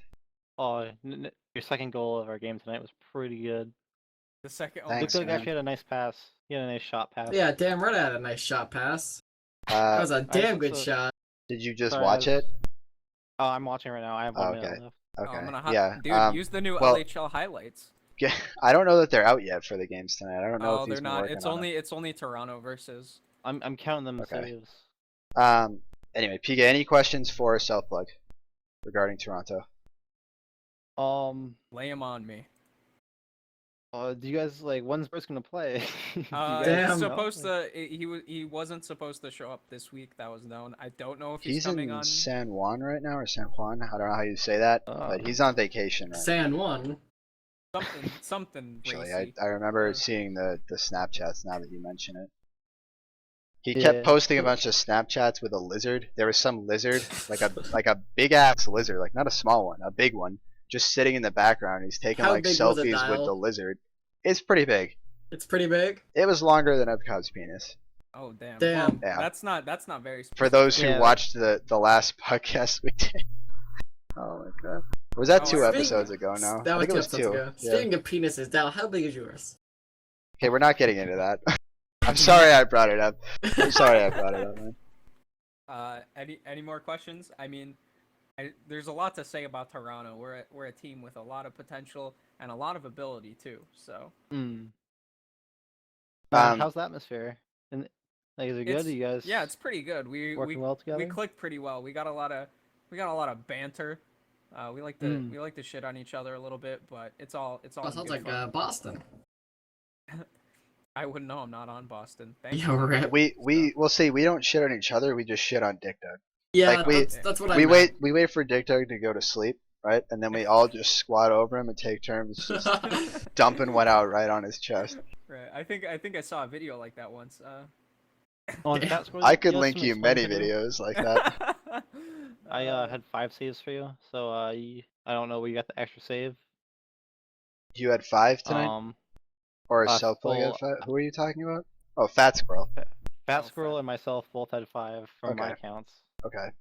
but I don't know. He says he had 6. I'll let you guys deal with that right now. I'm not gonna worry about it at the moment. Or I'm gonna start like sitting here like, I gotta put this here. There's too much going on at once for me on Thursday nights, All these especially. stats. Let So- Dalfan do it. Oh my goodness, no. Dalfan would just give himself 1,000,000 assists if he could. So. Oh my god, that the last whole second drama with that counts? Or at assist. least Jesus. Oh my god.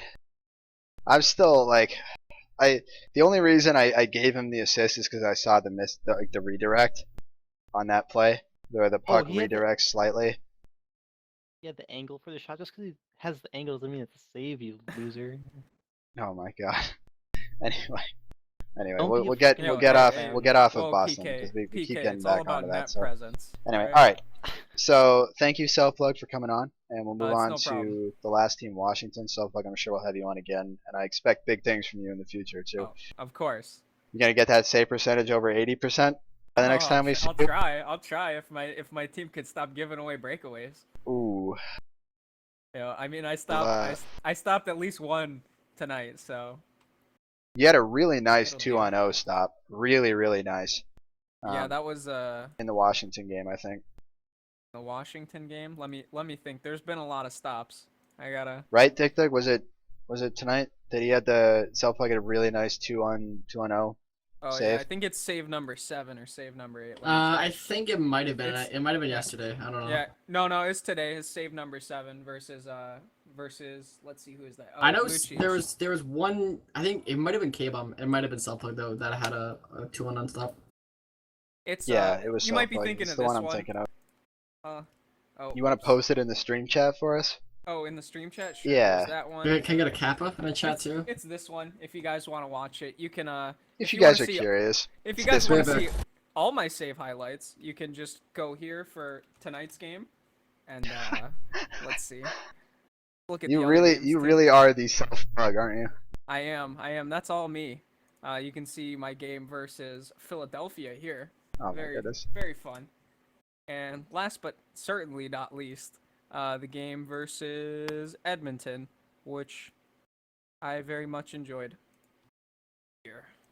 All right. Well, thank you for coming on, Self-Plug. And we'll move on Uh, to Washington. So I haven't seen anyone in the chat other than Taze earlier who was on Washington.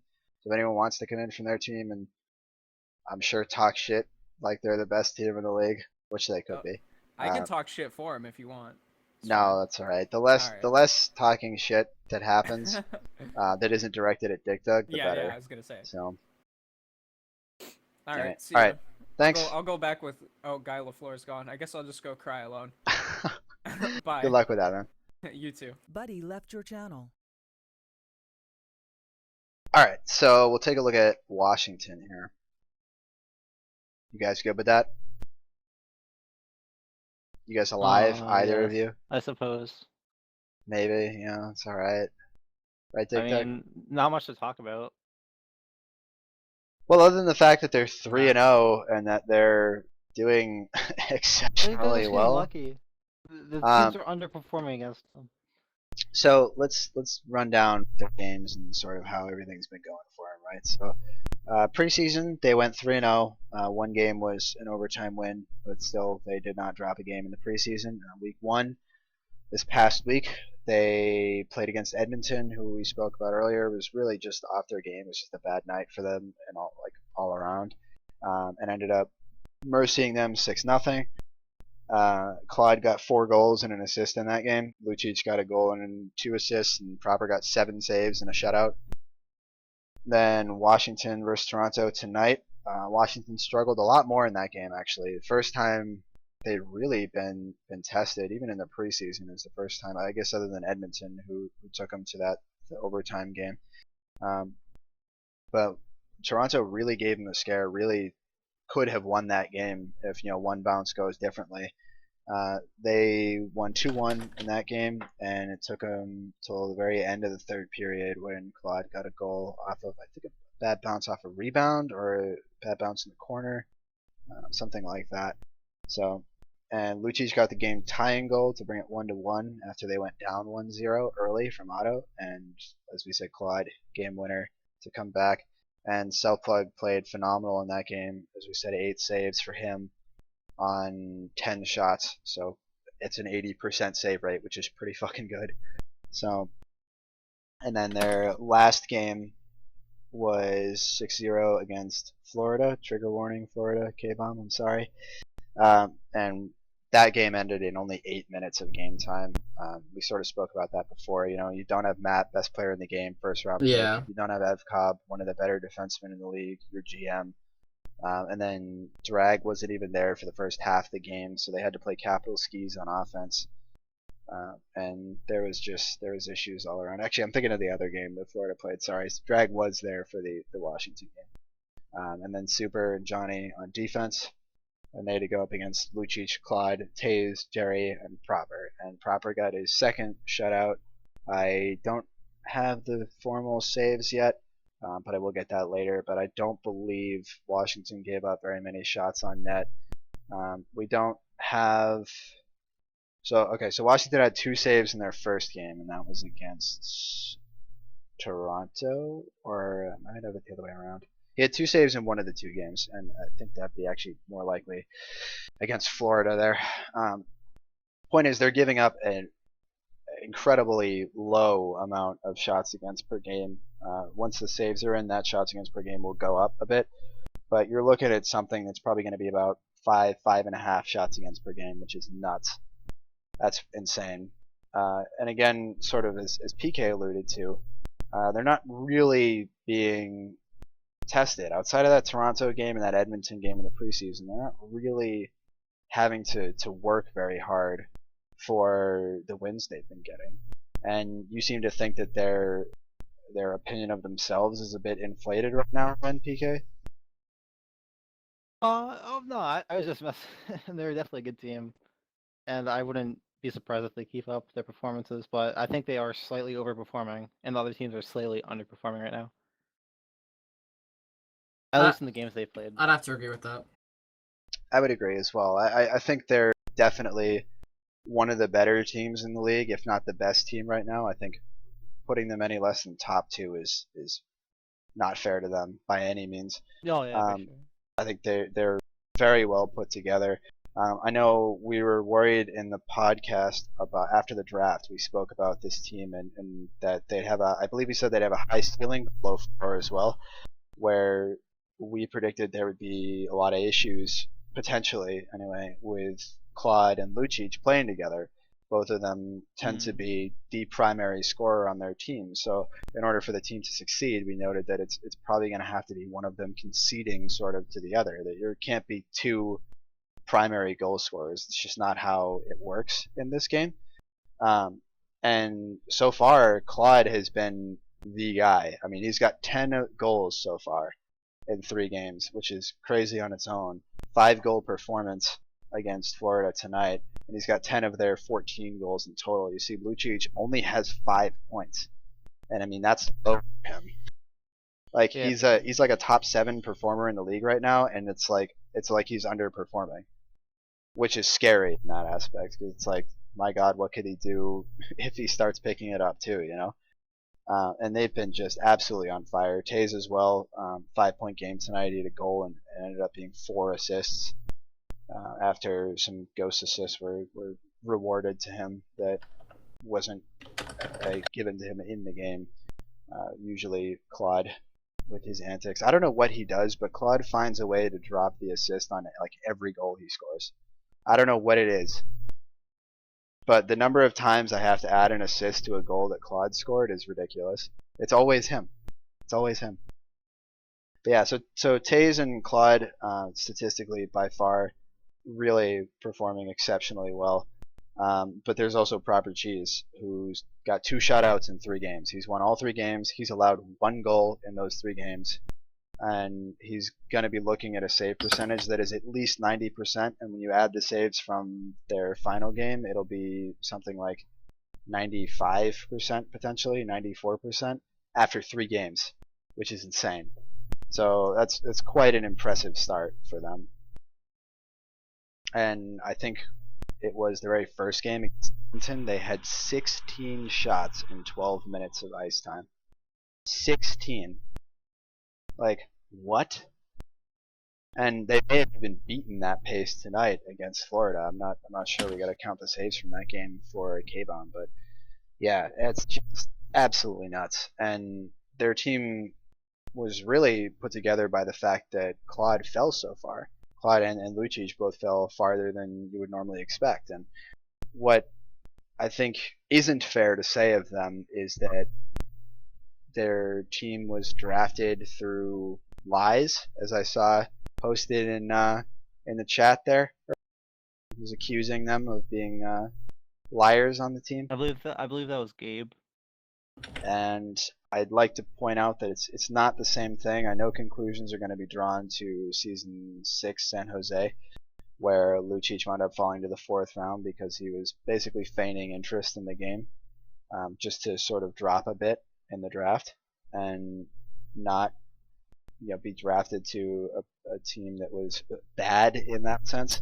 But Lucic did have a legitimate reason for dropping in this draft, and that was because he had work that interfered with his schedule. And as we all know from seeing the finals last season, I mean, that really bit Dallas in the ass, where Lucic could only show up for 2 games in that series. And they lost the 2 without him, and they lost the 2 with him, and that was it. That was their chance at a cup. So, I mean, that was a pretty significant issue for him last season, and he was only able to get his work schedule changed right during the preseason, I think, here. So, I think the reason why he fell was justified, and I don't think there was any sort of funny business going on or anything like that. In fact, I know that Washington was actually hoping that Otto would fall to them instead of Lucic, and here they are. It's like, oh damn, we have to take Lucic. Like, what a loss. Like, what a loss of value in the pick. And then to have Claude fall all the way to the beginning of the 3rd round too, and to have those 3 players to start out your team, and then drafting Proper in the 6th round too, who dropped incredibly far as well. So they got some significant steals with their picks, and all of them were legitimate. I don't think there was anything you can take away from them. And they've got probably the most talented roster in the league. And we mentioned all the rest of their starters, but defenseman Jerry finally on a team where he might make the playoffs. Shout out to Jerry, who hasn't made the playoffs in his first 3 seasons, I think it is, or 2 seasons. And this will be his first shot at it. His first legit shot on a top tier team. He's been playing exceptionally well. I know in the games that we've been playing against them, we scrim them a lot, and especially in the scrims, he's been like probably their best defenseman. Honestly, I think he's played against us better than even Taze has. In terms of being able to block shots and forcing people wide, he's been awesome. And Dick and PK, I don't know how you feel about it, but I thought even though he's not showing up on the scoreboard, he's been a huge presence for them overall. I mean, the thing about defense is you're not, like, it's very hard to be, like, how am I going to word this? Excelling on offense and excelling in defense, is doing both extremely well is hard. Which is why people like Taser excel at the game. Like, you can be extremely sound defensively, which is what defenseman Jerry's doing, and he's doing a good job at it. But it's also, like, if we saw him start putting points up and then also playing defense, like, as well defensively as he's doing right now, I think we'd see a step up in his game. I think he's playing extremely well right now defensively. Maybe he's not getting up to the points as much as people like Taser or other defensemen, but well, it kind of makes sense, right? I mean, when you've got Taze on the team, who's the best defenseman in the game, right? Like, you want to give him the majority of the opportunities. He's the one on the point you want to be feeding the puck to, and that's not anything against Jerry. But Taze is a proven commodity there, and he's usually very good with his long shots too. So it's something where, like, you want him to be the one who's in that position to score in those opportunities. So. But yeah, shout out to him, because I don't think he's gotten enough credit so far for the success of that team through their first 3 games, because he's not the one who's putting up points all over the place or putting up shutouts and dominating performances. So I think it's necessary to give him the credit he deserves. So all right, and we play them on Sunday, which will be a battle of 2 3-0 teams. I think gonna be an interesting game. It should be fun. I'm hoping that we put up a better performance than we did against them in the preseason, where we got dumped on 6-2, I think it was. So I'm hoping for a more competitive game than that was. So try to take a page out of Toronto's book and keep their scoring at a minimum there. So you up for the challenge, PK? There Oh, hopefully I make it. But yeah, if I'm there for sure. we go. All right, so I want to get to the NADT as well. I don't know. I might have to like resize some shit here to get this to show up. So what I'm gonna do is I'm gonna add 10 rows there. Almost there. We'll add what? 2 more? 1 more?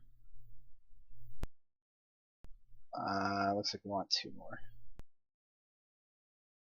There we go. Okay, so I have to cut off the actual NADT top part there just to fit everyone in because we've got a bit of a larger roster than normal. I think there's 11 players on the roster right now, just 3 larger than any LHL team. But the NADT, so I don't have the saves from tonight from Capital Skis, but they are 1-2. They've won a game. It was a forfeit, but they won. Yeah. So I mean, you know they had the We first actually- win of season 10. they did. We actually played that game, and they lost. So I don't know where the Well, forfeit came from. you played the game. For those who don't know, PK was one of the subs for Edmonton, who got a team together like 20 minutes after they were supposed to play, 15, 20 minutes after. And it counts as a regular game. If you're not there within 5 minutes of the starting time, then it's a forfeit. And they only had 3 players by the starting time of the game, so Wow, it's the NADT. Come on. counts as a regular game, dude, in that aspect. So, but yeah, so the NADT ended up losing that game against you guys like 6-1, I think, right? When you guys played in the, again, what we said was effectively a scrim afterwards. I think it was 6-1. PK? Something like that. All I know is I got a hat trick. I was happy. There you go. PK got a hat trick. But in their second game they played, that was against us actually, against Boston. Us as in, real PK's team. And we won 4-0. And I think BG played for us, right? That game? Yeah, he did. Yeah, he played believe for so. us that game. So we had BG, Sully, Cap. I played for a period there. Notled was in, and Dick Dug. And they played it up? close. They played it well. I'm talking about the NADT game we played. Oh, They the played 4-0 it well. one we won? Yeah. That was good. It was tie game after the first 0-0, and then we went up 2-0 in the second, and then added 2 more goals in the third. Still, at that point, they were struggling offensively. That game, they had Drag and playing on offense, and they weren't really able to get a whole lot going. As you Yeah. can see, we don't have any shots there because I got to get Boston saves from Sully in that game, and I got to get Washington saves tonight for their game as well before we can see how many shots they have. But struggled a bit for sure with generating offense. But I thought defensively, I thought they controlled their own zone well. And their defense that game was Austin and Legendary Trev, and I thought both of them showed a lot, actually, a lot more than you might expect from them normally, where they were forced into their own end for the majority of the game, and yet we still only found a way to score 4 goals. So it was an exceptional performance from them on their part. And then we go to tonight's game, which was a bit more lopsided, 5-goal difference this time, 9-4 for Washington. Washington was rotating through their players at all sorts of different positions, but generally had Lucic, Claude, Ticklebox got a hat trick, I think. Proper got a goal or 2. I don't think Taze played, but I believe everyone else except Taze and Taylor's got in there. So, overall, it looked like Washington was having fun with it, but I thought the NADT took the game seriously and took it well. I mean, they they received a beating in that sense, letting up 9 goals. But the offense finally started to come alive that game, and we saw 2 goals and an assist from both BG and Icy. And I was really proud, especially of the 2 of them, for being able to put together that kind of performance in that game, especially with the level of pressure against them going up against what is potentially, again, as we said, the strongest team in the league in Washington. So there's a lot to put on their shoulders and ask of them. And we spoke briefly about Icy earlier. I mean, Icy has been playing for 3 months, since November, and he was in the JSL last season, and now he's starting in the RSL and playing for the NADT, and he got 3 points in his first game. And that's a great sign to see from somebody who's sort of starting to get his feet under him and start his career. So, and BG continuing to develop. We think very highly of BG, obviously in Boston. So BG's a we fucking love god. we love what he's been putting Much to the better than table. Bug, in my opinion. Damn. Well, that's not saying much. So Damn. Yeah. yeah, true. Delphin I'm Delphin's sorry, done a BG, great I job. heard you. Delphin's done a great job with the team so far and getting him into a position to succeed. And Kiwi was supposed to play in the NADT game tonight. We wound up having him play for Washington instead. So the only player who hasn't been around to play has actually just been Big Bertha. So he was there on Sunday. He was there for the Sunday game that wound up being technically a forfeit by LHL rules. So every one of them has gotten to play for the team at one point in time. And I think Kiwi played in that game too, if I remember correctly. Kiwi played against you guys, PK, on that first night on Sunday. I think so. I'm not 100%. Can't remember off the top of my head now. But yeah, so every one of them is getting involved, and the goal is to split the ice time and make sure that everyone is having an equal opportunity to develop, because that's really the important thing. And even though the scores are lopsided right now, and that's pretty much, I think it's what we expected. I don't think anybody expected this team to be going in and really giving LHL teams like a lot of trouble. But Yeah, the for sure. point is not how well they're doing now, but how well they're doing at the end of the season. And that's really the driving force behind this, is that we want to prepare these 11 players for LHL potentially starting roles as early as next season. We're really, really trying to push to 8 teams next season. We think it would be awesome to finally get back there after so long. And we've proven that we need more avenues of development than we've had in the past, and I think the NADT is a great place for that. But the jury's still out on how impactful it will be, and it's going to take a full season before we really know. But I think we've got a really good group of guys here, and they're doing everything they can to practice and get better. And Delphin's done an incredible job at putting everything together for them. He's doing film review with them after all their games too, creating videos for them to see what they're doing wrong, what they can improve on. He's got a whole subreddit dedicated to the team. It's really, really awesome. So I think Dolphins taking on it's something new we haven't seen in the HQM community, and I think it's gonna be something that's gonna be really awesome, especially if it can become a consistent thing. I think it will be. Dolphins are pretty dedicated dudes, so I think it'll be a good place for people to get LHL experience playing against LHL top players, and it'll be a nice innovation, and hopefully we have more development teams pop up in the future by people who want to do it. I think it'd be awesome to see more. Agreed. I think it's something we can revisit in the future as well, should we need to. I don't know what it's gonna, or what is gonna be the future of this team next season, because we're really looking to move to 8 teams next season, which would likely mean that there may not be one next season. It might not be Even if it does well this season, there may not be one next season. I don't know. A lot of that remains to be seen for now. So we'll figure that out later as it comes. So, but the possibility of 7 teams plus the NADT next season is always there as well.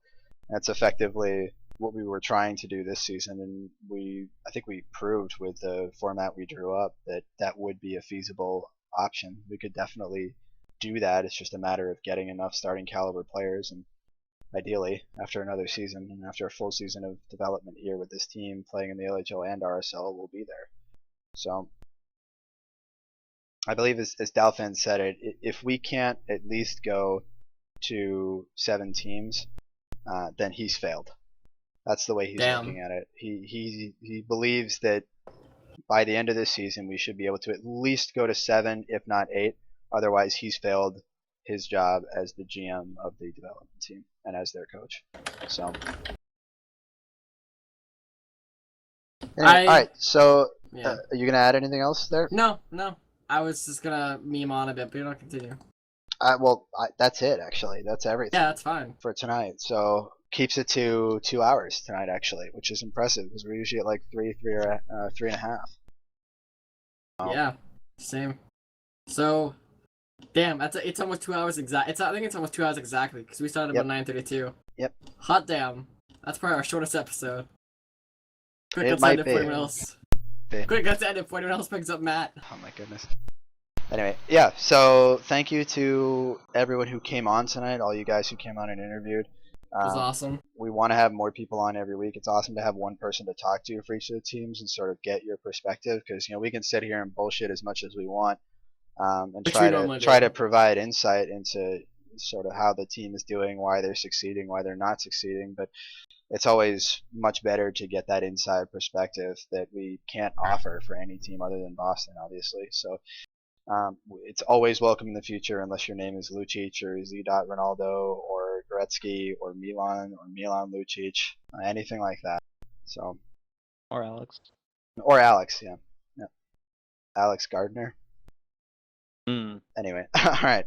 So Well, yeah, also thank you to now- everybody who came on. Thank you to everyone who watched the stream, who's going to watch on Yeah, YouTube, VOD. Yeah. and we'll see you guys next week. Thanks for coming.